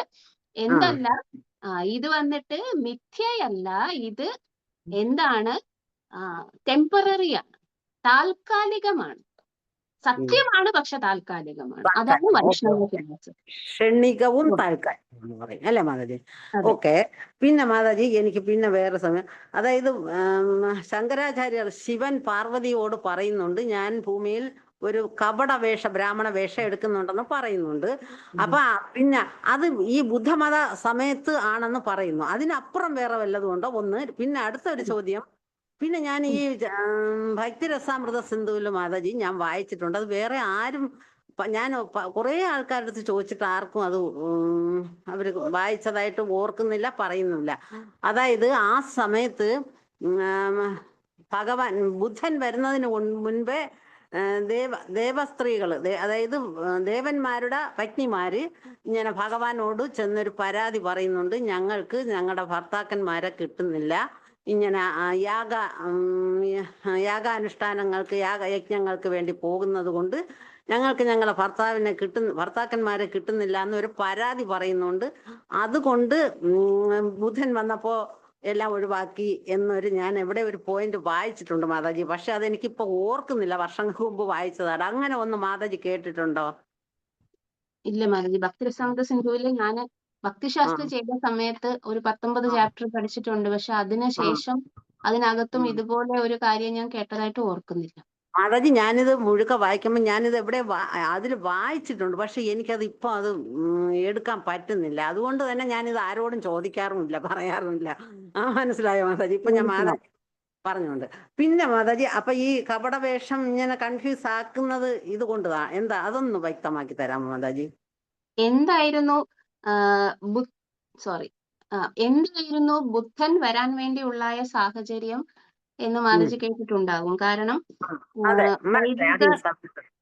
വൈദിക സംസ്കാരത്തിൽ തന്നെ ജീവിച്ചിരുന്ന ആൾക്കാര് ഡീഗ്രേഡഡ് ആയി അധപ്പതിച്ച് അവര് ഒരു മൃഗഹിംസ എന്ന് പറയുന്നത് അതിനെ ഒരു ഓപ്ഷനായി എടുത്ത് അവര് എന്താണ്, ഒരു നിയന്ത്രണവും ഇല്ലാതെ അവരുടെ ആവശ്യങ്ങൾക്ക് വേണ്ടിയിട്ട് ആ ഹിംസ ചെയ്യുന്ന ലെവലിൽ എത്തിയപ്പോ ഭഗവാൻ വന്നിട്ട് ആ കപട വേദ പണ്ഡിതന്മാരെ നേരെയാക്കാൻ വേണ്ടിയിട്ട് അവർക്ക് എന്താണ് ഇത് അതായത് വേദങ്ങളിൽ പറയുന്നത് കൊണ്ടാണല്ലോ നിങ്ങൾ ഹിംസ ചെയ്യുന്നത്, പക്ഷെ വേദങ്ങളെല്ലാം അസത്യമാണ് എന്നൊരൊറ്റ ഓപ്ഷനെ അവിടെ ബാക്കിയുണ്ടായിരുന്നു. അവരെ അത് തിരിച്ച് വേദങ്ങൾ മര്യാദയ്ക്ക് പഠിപ്പിച്ച് ശരിയാക്കി അതിനെ നേരെ ചൊവ്വയാക്കി എടുക്കാനുള്ള ഒരു ഓപ്ഷൻ അവിടെ ഇല്ല. കാരണം എല്ലാവരും അത് വേദങ്ങളെ വെച്ച് ദുർവ്യാഖ്യാനം ചെയ്ത് ഇതിന്റെ അകത്ത് മാംസം ഭക്ഷിക്കാൻ പറഞ്ഞിട്ടുണ്ട് എന്ന് പറഞ്ഞ് ഇന്നാടുമായിട്ടുണ്ടായിട്ട് ഇപ്പോഴും അതൊക്കെ തന്നെ സംഭവിച്ചുകൊണ്ടിരിക്കുന്നത്. ഇത് പക്ഷെ വേദത്തിന്റെ പുറത്തല്ല. അവര് എന്താണ് ബലി എന്നുള്ള രീതിയിലൊന്നും അല്ല ഇപ്പൊ കൊല്ലുന്നത്. ഇപ്പൊ കൊല്ലുന്നത് അവർക്ക് വേണ്ടിയിട്ട് തന്നെയാണ് കൊല്ലുന്നതെന്ന് അവർക്കറിയാം. പക്ഷെ അന്ന് ആൾക്കാർ ഈ ബലി ബലി ബലി എന്നും പറഞ്ഞിട്ട് മൃഗഹത്യ ചെയ്തുകൊണ്ടിരുന്നപ്പോ ഈശ്വരന്റെ തന്നെ സന്തതികളാണ് എല്ലാ ജീവാത്മാക്കളും. അതുകൊണ്ട് നമ്മളുടെ ശരീരമാണെങ്കിലും മൃഗങ്ങളുടെ ശരീരമാണെങ്കിലും ഭഗവാൻ ഒരേ തരത്തിലാണ് ഈ ജീവാത്മാവിനെ കാണുന്നത്. അപ്പോ അങ്ങനെ ഇരിക്കുമ്പോ ഈ ജീവാത്മാക്കളെ രക്ഷിക്കുക എന്നതും ഈ തരത്തിലുള്ള വേദ പണ്ഡിതന്മാരെന്ന് പിന്നെ ഭാവിച്ചുകൊണ്ട് ഈ പ്രകാരം വേദത്തെ ദുർവ്യാഖ്യാനം ചെയ്യുന്നവരെ നേരെയാക്കാൻ ആകപ്പാടെ ഒരേ ഒരു വഴിയേ ഭഗവാനും ഉള്ളൂ. എന്താണ് ബുദ്ധൻ അതായത് അദ്ദേഹം വന്നിട്ട് പറഞ്ഞു, നിങ്ങൾ ഈ വേദങ്ങളിലൊന്നും വിശ്വസിക്കേണ്ട ആവശ്യമൊന്നുമില്ല, ഇപ്പൊ കാണുന്നതിനകത്ത് ജീവിച്ചാൽ മതി, ഇതിനുശേഷം എല്ലാം ശൂന്യവാദം, നിർവാണം എന്ന് പറയുന്ന ആ ഒരു അവസ്ഥ, ഇതിനുശേഷം ഒന്നുമില്ല. അതായത് നിങ്ങൾ ഈ ബലി കൊടുക്കുന്നത്, യജ്ഞം ചെയ്യുന്നത്, ഈ തരത്തിലുള്ള കാര്യങ്ങളൊക്കെ ചെയ്യുന്നത് വേദങ്ങളെ പിന്നെ അനുസരിച്ചിട്ടാണല്ലോ. പക്ഷെ ഈ വേദങ്ങൾ എന്ന് പറയുന്നത് മൊത്തം തെറ്റാണ് പറയുന്നത്. ഇതിന്റെ അപ്പുറം ഈ ജീവിതം, നിങ്ങൾ ഈ ജീവിക്കുന്ന ജീവിതത്തിന് അപ്പുറം വേറെ ഒന്നുമില്ല, ഇതുകൊണ്ട് തീർന്നു. ഒരു തരത്തില് ആ ഒരു സമയത്ത് ഇത് മാത്രമേ നടക്കുള്ളായിരുന്നു. പക്ഷേ ഭഗവാൻ തന്നെയാണ് പറയുന്നത്, വേദൈശ്ച സർവം അഹം ഏവ വേദ്യോ വേദാന്തകൃത് വേദവിത് ഏവ ചാഹം. അതായത് ഈ വേദങ്ങളെല്ലാം സൃഷ്ടിച്ചതും വേദങ്ങളെല്ലാം വന്നിട്ട് നിലനിർത്തുന്നതും അതിൽ വെച്ച് അറിയുന്നതും അതിനെ അറിയുന്നതും ഒക്കെ ഞാൻ തന്നെയാണെന്ന് പറയുന്നു. അത് മാത്രമല്ല അർജുനനോട് ഭഗവാൻ പറയുന്നു, ഈ ശാസ്ത്രം എന്ന് പറയുന്നത് ഏവം പരമ്പരാ പ്രാപ്തം ഇമം രാജശ്രയോ വിദുഹു സകാലേനേഹ മഹതാ യോഗോ നഷ്ട പരന്തപ. അതായത് അർജുന, ഈ യോഗം, അതായത് നീ ഇപ്പൊ കേട്ടുകൊണ്ടിരിക്കുന്ന യോഗം എന്ന് പറയുന്നത് കാലേനേഹ മഹതാ യോഗോ, അത് മഹത്തായ ഒരു യോഗമാണ്. പക്ഷെ അത് നഷ്ടപ്പെട്ടു പോയിരുന്നു. ഈ ഒരു അവസ്ഥയാണ് അവിടെ സംഭവിച്ചത്. വേദങ്ങൾ സൃഷ്ടിച്ചത് ഭഗവാൻ ആണെങ്കിൽ അത് എറ്റേണൽ ആണ്. പക്ഷെ ഭഗവാൻ തന്നെ വന്നിട്ട് അത് തെറ്റാണെന്ന് പറഞ്ഞു. അതൊരു ടെമ്പററി ഫേസ് മാത്രമാണ്, താൽക്കാലികമായി മാത്രമുള്ള ഫേസ് ആണ്. പക്ഷെ അത് കഴിഞ്ഞിട്ട് ആര് വന്നു? ശങ്കരാചാര്യര് വന്നു. എന്താണ്? ഈ നിരീശ്വരവാദികളായിട്ടുള്ള ആൾക്കാരുടെ അടുത്ത് നിങ്ങൾ ഈശ്വരനിൽ വിശ്വസിക്കണമെന്ന് പറയാൻ പറ്റൂല.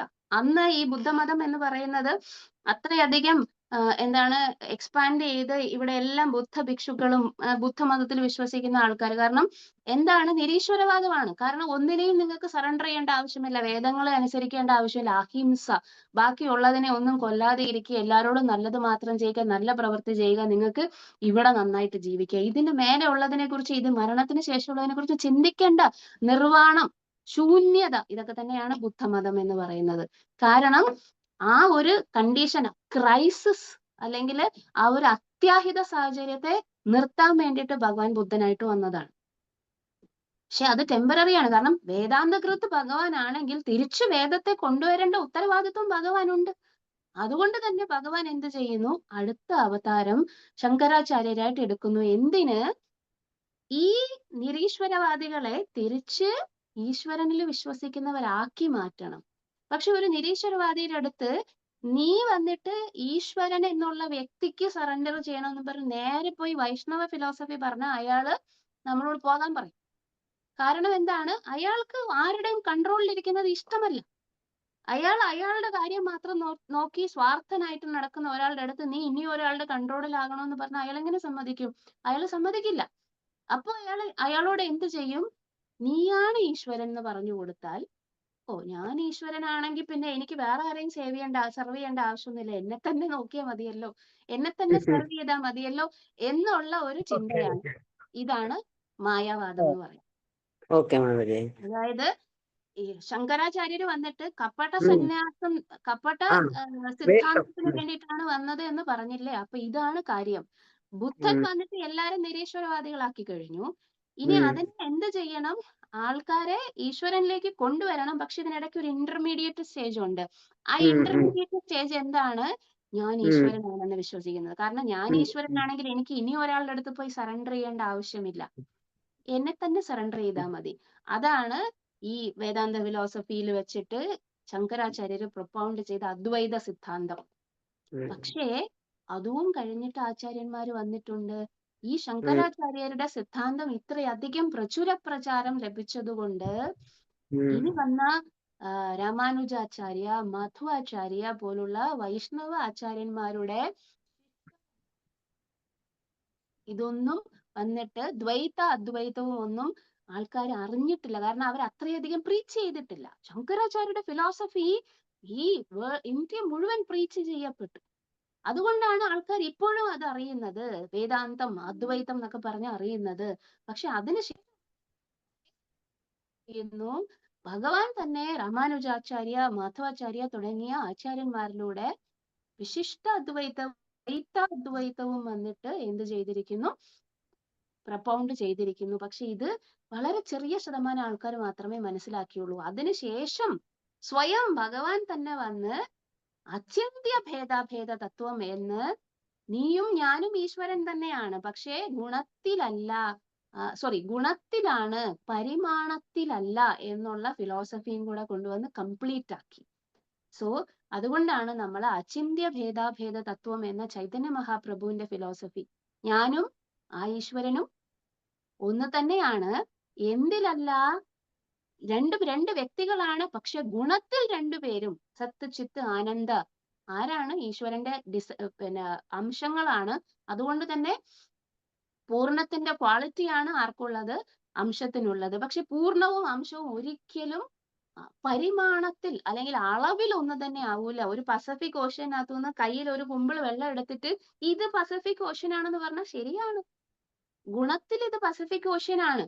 പക്ഷേ ഇതിനകത്ത് നിങ്ങൾക്ക്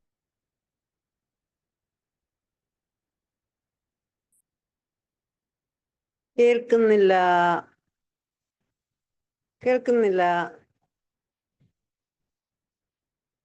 ഹരിബോൾ കേൾക്കുന്നില്ല മാതാജി. ഹരേ കൃഷ്ണ. ഹരിപ്രിയമാജി കേൾക്കുന്നില്ല.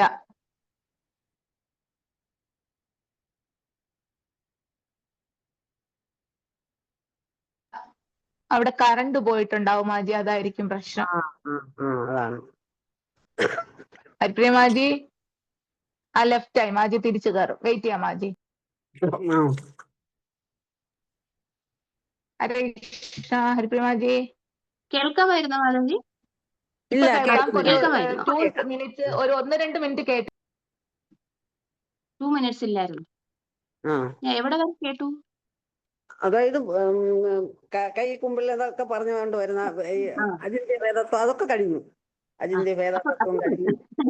അചിന്ത്യ ഭേദാഭേദ തത്വം എന്ന് പറയുന്നതാണ് ഏറ്റവും ടോപ്പ് മോസ്റ്റ് ഫിലോസഫി. ആ ഫിലോസഫിയിലേക്ക് എത്തിക്കാൻ വേണ്ടിയിട്ടാണ് ഈ ഇന്റർമീഡിയറ്റ് ആയിട്ടുള്ള ഫിലോസഫികളൊക്കെ. അപ്പൊ മാതാജി, പിന്നെ ഈ കപടവേഷം എന്ന് പറയുമ്പോൾ ഞാൻ മനസ്സിലാക്കിയത് ഇതെല്ലാം പറഞ്ഞ അദ്വൈതം പറഞ്ഞ ശങ്കരാചാര്യർ തന്നെ അവസാനം പറഞ്ഞു, മൂഢനായ മനുഷ്യ നീ ഗോവിന്ദനെ ഭജിക്കുന്നു, അല്ലേ? മനസ്സിലായില്ലേ മാതാജി? ഹരേ കൃഷ്ണ. കേൾക്കുന്നില്ല എന്ന് തോന്നുന്നു മാതാജി. ഹരേ കൃഷ്ണ. ഹരേ കൃഷ്ണ. മാതാജി ഇപ്പൊ പറഞ്ഞത് കേട്ടില്ല. അതായത് ഈ കപടവേഷമെന്നും ഞാൻ മനസ്സിലാക്കിയത് അദ്വൈതം എല്ലാം പറഞ്ഞിട്ട് അവസാന ശങ്കരാചാര്യർ പറഞ്ഞു, മൂഢനായ മനുഷ്യ നീ ഗോവിന്ദനെ ഭജിക്കുന്നു. അതൊന്ന് അല്ലേ? പിന്നെ ബുദ്ധൻ എല്ലാം ഒഴിവാക്കിയെങ്കിലും ബുദ്ധൻ ഭഗവാനായിട്ട് ബുദ്ധനെ ആരാധിച്ച ആൾക്കാർ വളരെയധികം ഉണ്ട്. അപ്പോഴും ഈശ്വരനെ ആരാധിച്ചിരുന്നു, അല്ലേ മാതാജി? അതെ, ഇത് ടെമ്പററി ആയിരുന്നു അന്ന്. അത് യഥാർത്ഥത്തിൽ ആരാണ് ഇവര് രണ്ടുപേരും എന്ന് മനസ്സിലാക്കിയിട്ടുള്ളവർക്ക് കുഴപ്പമൊന്നുമില്ല. അല്ലാതെ കൺഫ്യൂസ്ഡ് ആയിരിക്കുന്ന ആൾക്കാർക്കാണ് അപ്പോഴും പ്രശ്നം. ഹരേ കൃഷ്ണ. ഹരിബോ. ഹരേ കൃഷ്ണ. കഥാമൃത പ്രഭു, ഞാനിപ്പോ പറഞ്ഞ കാര്യങ്ങളെല്ലാം ശരിയാണോ എന്നുള്ള കാര്യവും കൂടി ഒന്ന്. മാതാജി അങ്ങനെയല്ല മാതാജി, നമുക്ക് ഇപ്പൊ ഭഗവാന്റെ കാര്യങ്ങൾ അത്ര കുറ്റമറ്റതായിട്ട് നമുക്ക് പറഞ്ഞു ഫലിപ്പിക്കാനുള്ള ഞാൻ പറയാം. പ്രഭുവിന് ഈ കാര്യത്തില് കുറച്ചും കൂടെ റിയലൈസേഷൻ കാണും. ആയിക്കോട്ടെ മാതാജി, നമുക്ക് കിട്ടുന്നത് നമ്മൾ എടുക്കുക, വേണ്ടാത്ത തള്ളിക്കളയുക. ഇതാ ഞാൻ മനസ്സിലാക്കി വെച്ചേക്കുന്നത്. അതുകൊണ്ട് മാതാജിക്ക് അതിനെ പേടിക്കണം. ഒരു ഒപ്പീനിയൻ ചോദിക്കുന്നത് what I said is correct or not എന്ന് എനിക്ക് കാരണം ഇനി ഞാനിത് പറയുമ്പോ എനിക്ക് തിരുത്തലുകൾ വരുത്തണം എന്നുണ്ടെങ്കിൽ പ്രഭു എന്നെ ആവശ്യമുണ്ട്. ഹരേ കൃഷ്ണ മാതാജി. ഹരേ കൃഷ്ണ, പ്രണാമ മാതാജി. പ്രഭുപാദ് പറയുന്നത് നമ്മള് ഇങ്ങനെയാണെങ്കിലും ഒരിക്കലും നമ്മൾ തുല്യരല്ല. അതാണ് മാതാജി പറഞ്ഞ അളവിന്റെ കണക്ക്. ഈവൻ ആ ക്വാളിറ്റീസ് നമ്മൾ ഈശ്വരനിതുണ്ടെങ്കിലും ഒരിക്കലും നമ്മൾ ഭഗവാനുമായിട്ട് തുല്യരല്ല. ഞാനുമാണ് ഈശ്വരനാണ്, നീയും ഈശ്വരനാണെന്ന് പറയുന്നത് തെറ്റാണെന്നാണല്ലോ പ്രഭുപാദ് പറഞ്ഞിരിക്കുന്നത്. തുല്യരല്ല എന്ന വാക്കാണ് പ്രഭുപാദ് ഉപയോഗിച്ചിരിക്കുന്നത് അതിൽ കറക്റ്റ് ആയിട്ട് എന്ന് ഞാൻ വായിച്ചിരിക്കണം മാതാജി. അതെ മാതാജി, അതെ. മനസ്സിലാവും ഈശ്വരനാണെങ്കിലും നമ്മൾ തുല്യരല്ല. അപ്പൊ ആ ഒരു അളവിന്റെ കണക്ക് കറക്റ്റ് ആണ്. ആ ക്വാളിറ്റീസ് നമുക്കുണ്ട്. ഒരിക്കലും നമ്മൾ തുല്യരല്ല, തുല്യരാവുകയില്ല. അതാണ് പ്രഭുപാദ പറഞ്ഞിരിക്കുന്നത്. പിന്നെ ഈ ശങ്കരാചാര്യരുടെ കാര്യം, ശങ്കരാചാര്യര് അതിനു വേണ്ടി ആ ഒരു കപട വേഷം ധരിച്ച് വന്നു എന്ന് വെച്ചാൽ ആക്ച്വലി ശങ്കരാചാര്യര് ഭക്തനാണ്, ഭഗവാനെ അറിയുന്ന ആളാണ്. പക്ഷേ എന്ന് വെച്ചാൽ വൈഷ്ണവനാണ്, ശിവന്റെ അവതാരമായിട്ടാണ് ഭഗവാന് വന്നിരിക്കുന്നത്. അപ്പൊ എന്തായാലും വൈഷ്ണവനാണ് യഥാശംഭു. അപ്പൊ പിന്നെ ഭഗവാനെ അറിയാതിരിക്കുന്ന ആവശ്യമില്ല. പക്ഷേ കപട വേഷമായിട്ട് വന്നിട്ട് ബുദ്ധത്തിലെ ആൾക്കാരെ മാറ്റാൻ വേണ്ടി കപട വേഷം ധരിച്ചു വന്നു എന്ന് ഞാൻ മനസ്സിലാക്കി. ശരിയാണെന്ന് എനിക്കറിയില്ല. പക്ഷെ അപ്പോൾ ശങ്കരാചാര്യരുടെ അപ്പോഴും ശങ്കരാചാര്യ മറ്റേ ജഗന്നാഥസ്വാമി നയനപദഗാമി അത് ശങ്കരാചാര്യരാണല്ലോ പറഞ്ഞിരിക്കുന്നത്. പിന്നെ ഗോവിന്ദനെ ഭജിക്കൂന്ന് പറഞ്ഞ ശങ്കരാചാര്യന. അപ്പൊ ആ കപടവേഷത്തിന്റെ ഉള്ളിലും യഥാർത്ഥ ഇത് വന്നിട്ടുണ്ട്. അത് മനസ്സിലാക്കേണ്ടവർക്ക് മനസ്സിലാക്കാൻ പറ്റും. ഇത് കപടമായിരുന്നു എന്ന് മനസ്സിലാക്കാൻ പറ്റും. പിന്നെ ശങ്കരാചാര്യരുടെ പിൻഗാമികളായിട്ട് വന്ന ആൾക്കാരാണ് ഈ മായാവാദം, ഈ സാധനം തുടർന്നുകൊണ്ട് പോകുന്നത്. ഓരോരുത്തരും പിന്നെ വരുന്ന ആൾക്കാരും എല്ലാം ശങ്കരാചാര്യന്മാര് തന്നെയാണ് അവരുടെ ഇതില്. അപ്പൊ അവരാണ് ഈ മായാവാദം ഇങ്ങനെ കൊണ്ടുപോകുന്ന ആൾക്കാർ. അതിന്റെ ആക്ച്വൽ ഇത് ശങ്കരാചാര്യരല്ല. ശങ്കരാചാര്യർ ഭഗവാൻ തന്റെ പർപ്പസ് ആയിട്ട് അദ്ദേഹം അതിനുവേണ്ടി വന്നതാണ്. അത് ചെയ്തിട്ട് പോവുകയും ചെയ്തു. തിരിച്ചു വന്നു. പിന്നെ ഓരോരുത്തർ വന്ന് ക്രമേണ ഇത് വന്നു. പിന്നെ കറക്റ്റ് ആയിട്ട് വന്നത് നമ്മുടെ അചിന്ത്യ ഭേദാഭേദ തത്വം അതിന്റെ റിയൽ ഇതില് വന്നു. അപ്പൊ അത് കറക്റ്റായി. അതുവരെ ബുദ്ധൻ മുതലുള്ള ഇങ്ങോട്ടുള്ളത് ആ പാത്ത് കറക്റ്റായി എന്ന് ഞാൻ മനസ്സിലാക്കി മാതാജി. ശരിയാണെന്നല്ല എന്റെ ഒരു റിയലൈസേഷൻ ഞാൻ പറഞ്ഞത്. ഹരേ കൃഷ്ണ. താങ്ക് യു മാതാജി. താങ്ക് യു മാതാജി, വളരെ സന്തോഷം. പ്രിയപ്പെട്ട ഹരിപ്രിയ മാതാജി ഒരു കാര്യം പറഞ്ഞാൽ അതിനപ്പുറം വേറെ ഒന്നും ഇല്ല. കാരണം മാതാജി അത്രയും അരച്ച് കുടിച്ച് തന്നെയാണ് ഒരു ക്ലാസ്സിന് പ്രിപ്പയർ ചെയ്ത് വരുന്നത്. ബേസിക്കലി മാതാജിക്ക് പ്രിപ്പറേഷന്റെ ആവശ്യമില്ല. കാരണം ആൾറെഡി മാതാജി ഫുള്ളി കൺവിൻസ്ഡ് ആണ് ഫിലോസഫിയെ കുറിച്ച്. അതുകൊണ്ട് മാതാജി പറയുന്നതിന്റെ കൂടുതൽ ഒന്നും പറയാനില്ല മാതാജി. അതാണ് അതിന്റെ സത്യം. എന്നിരുന്നാലും 2 പോയിന്റ് ഇതിനകത്ത് ആഡ് ചെയ്യാം. മാതാജി പറഞ്ഞതുകൊണ്ട്, ഒന്ന്, ഭഗവാനും നമ്മളും ക്വാളിറ്റിയില് സെയിം ആണ്, ക്വാണ്ടിറ്റിയിലാണ് വ്യത്യാസം എന്ന് പറയുന്നത്. പ്രഭുപാദ് പല സ്ഥലത്തും പറഞ്ഞിരിക്കുന്നത് സമുദ്രത്തിലെ ഒരു തുള്ളി വെള്ളത്തിന് ഉപ്പുരസം ഉണ്ടായിരിക്കും, സമുദ്രത്തിന് ഉപ്പുരസം ഉണ്ടായിരിക്കും. പക്ഷെ ഒരു തുള്ളി വെള്ളം ഒരിക്കലും ഒരു സമുദ്രമല്ല. അപ്പൊ ഈ ഉദാഹരണമാണ് പറഞ്ഞിരിക്കുന്നത്. അപ്പൊ നമ്മൾ ഭഗവാന്റെ അംശമാണ്. പക്ഷെ ക്വാണ്ടിറ്റി വൈസ് നോക്കുമ്പോൾ ഭഗവാന് ഒരു സമുദ്രമാണ്, നമ്മൾ വെറും ഒരു തുള്ളിയാണ്. എന്നാൽ ക്വാളിറ്റി വൈസ് ആ ഒരു തുള്ളിയിലും ഉപ്പുരസം ഉണ്ടായിരിക്കും, സമുദ്രത്തിൽ ഉപ്പുരസമുണ്ട്. പക്ഷെ ഒരിക്കലും ഒരു തുള്ളി ഒരു സമുദ്രമല്ലല്ലോ എന്നതുപോലെ ആ ഒരു ഉദാഹരണം പ്രഭുപാദ് പല സ്ഥലത്തും പറഞ്ഞിട്ടുണ്ട്. അത് ഇവിടെ സൂചിപ്പിക്കാവുന്നതാണ്. 1. 2, പത്മപുരാണത്തിലാണ് നമ്മുടെ ശങ്കരാചാര്യർ എന്ന് പറയുന്ന അദ്ദേഹം ശിവഭഗവാന്റെ അവതാരമാണെന്ന് പറഞ്ഞിരിക്കുന്നത് പത്മപുരാണത്തിലാണ്. അപ്പൊ പത്മപുരാണത്തിൽ അത് പറഞ്ഞിരിക്കുന്നത് കലിയുടെ ആധിക്യം കൂട്ടി സത്യയുഗത്തിന് പെട്ടെന്ന് വരുവാൻ വേണ്ടി ജനങ്ങളെ വൈദിക സംസ്കാരത്തിൽ നിന്നും വ്യതിചലിപ്പിക്കുവാൻ, വൈദിക ഗ്രന്ഥത്തിന്റെ യഥാർത്ഥ ലക്ഷ്യത്തിൽ നിന്നും വ്യതിചലിപ്പിക്കുക എന്നുള്ളതാണ് ശങ്കരാചാര്യന്റെ വരവിന്റെ യഥാർത്ഥ ഉദ്ദേശം.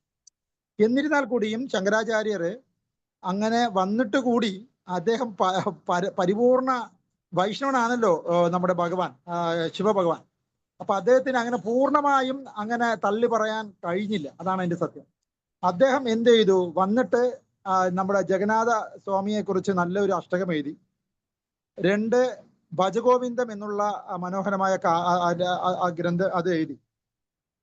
അതിൽ വ്യക്തമായി ഓരോ ലൈനിലും ഭജഗോവിന്ദം ഭജഗോവിന്ദം ഗോവിന്ദം ഭജ മൂഢമതേ നഹി നഹി രക്ഷിത ഡുകുറിഞ്ച് കർണ എന്ന് പറഞ്ഞ് അദ്ദേഹം അറിയാതെ അദ്ദേഹത്തിന്റെ വേദത്തിന്റെ യഥാർത്ഥ ഉദ്ദേശം ഗോവിന്ദനെ ഭജിക്കുകയാണ് എന്നുള്ളത് അദ്ദേഹം പറയുകയും ചെയ്തു. പിന്നെ എവിടെയാണ് ഈ കാപട്യം എന്ന് ചോദിച്ചാൽ, കാപട്യം ഇത് അദ്ദേഹത്തിന് അറിയാം, എന്നിട്ട് കൂടി അദ്ദേഹം നേരെ തിരിച്ചാണ് പ്രചരിപ്പിക്കാൻ വേണ്ടി വന്നത്. അവിടെയാണ് ആ കാപട്യം ഉള്ളത്. അത് അദ്ദേഹത്തിന് സർവീസായിട്ടാണ് അദ്ദേഹം ചെയ്തത്. അദ്ദേഹം ബേസിക്കലി അദ്ദേഹം വൈഷ്ണവൻ തന്നെയാണ്, ശങ്കരാചാര്യ.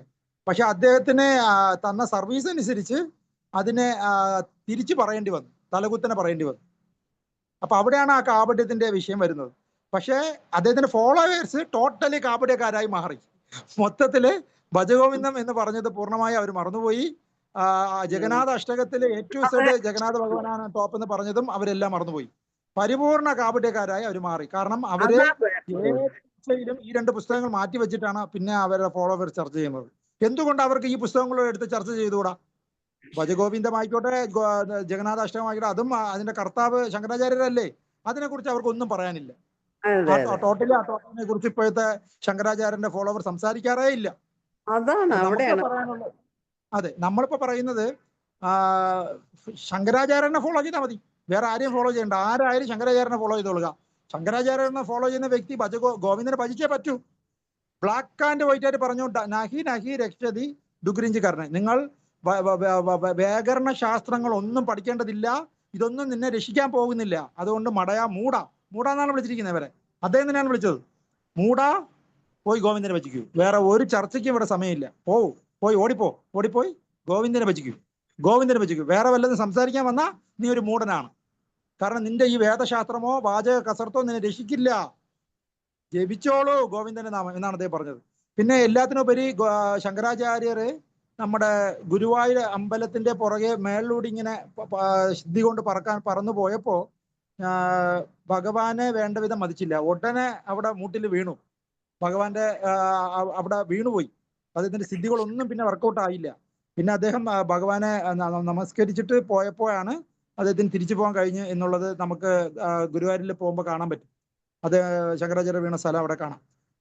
അപ്പൊ എല്ലാ അർത്ഥത്തിലും എത്ര തന്നെ മറച്ചു വച്ചാലും ഭഗവാൻ കൃഷ്ണനാണ് വൈദിക സംസ്കാരത്തിന്റെ ലക്ഷ്യമെന്നും ഹരിയുടെ തിരുനാമ ജപമാണ് ഒരു മനുഷ്യൻ കലിയുഗത്തിൽ ആകെ ചെയ്യേണ്ടതെന്നും എന്നുള്ളത് ഇനി ആര് വന്നാലും അതിനെ മറച്ചു വെക്കാൻ കഴിയില്ല എന്നൊക്കെ തന്നെയുള്ള കാര്യമാണ് ശങ്കരാചാര്യ ലീലയിലൂടെ ഭഗവാൻ നമുക്ക് കാണിച്ചു തരുന്നതെന്നാണ് എനിക്ക് എക്സ്ട്രാ പോയിന്റ് ആയിട്ട് ആഡ് ചെയ്യാനുള്ളത്. അത് മാതാജി പറഞ്ഞതുകൊണ്ട് ഒരു പോയിന്റ് ആഡ് ചെയ്തത് മാത്രം.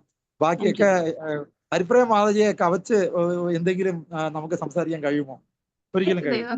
ഹരേ കൃഷ്ണ പ്രഭു, ഞാൻ എന്തായാലും ഒന്നുകൂടെ പറഞ്ഞോട്ടെ. ഞാനിത് വായിച്ചിട്ടുള്ളതാണ്. അതായത് ശങ്കരാചാര്യർ അമ്മയോട് പറയും, അമ്മയ്ക്ക് എപ്പോഴാവശ്യമുള്ളോ എന്നെ സ്മരിച്ചാൽ മതി. ഞാൻ അമ്മയുടെ അന്ത്യഘട്ടത്തിൽ ശങ്കരാചാര്യർ വരികയും അപ്പൊ ശങ്കരാചാര്യർ അമ്മയോട് ഇങ്ങനെ പ്രാർത്ഥന, വൈഷ്ണവ പ്രാർത്ഥനകൾ എനിക്കത് നന്നായിട്ട് പറഞ്ഞു തരാൻ പറ്റുന്നില്ല പ്രഭു, വാക്കുകൾ കിട്ടുന്നില്ല. അന്നേരം പറ്റാതിരിക്കുമ്പോൾ അത് ശങ്കരാചാര്യർ തന്നെ ആ സ്തുതി ചൊല്ലി അമ്മയെ മുക്തയാക്കുകയാണ്. ആ ഭാഗം അത് കഴിഞ്ഞിട്ട് ഇറങ്ങി വരുമ്പോൾ ഇങ്ങനെ ബ്രാഹ്മിൻസിലുള്ള ഒരാളിരുന്നിട്ട് ഈ വ്യാകരണം ഭജിക്കുന്നു. അപ്പോഴും പറഞ്ഞതാണ് ശങ്കരാചാര്യർ ഈ ഭജഗോവിന്ദം, നിന്റെ വ്യാകരണങ്ങൾ നിർത്തിയിട്ട് നീ ഗോവിന്ദനെ ഭജിക്കുന്നു. ഇങ്ങനെ ഞാനൊന്ന് വായിച്ചിട്ടുണ്ട് പ്രഭു. ഹരേ കൃഷ്ണ. ഓക്കെ മാതാജി. ഹരി ബോൾ.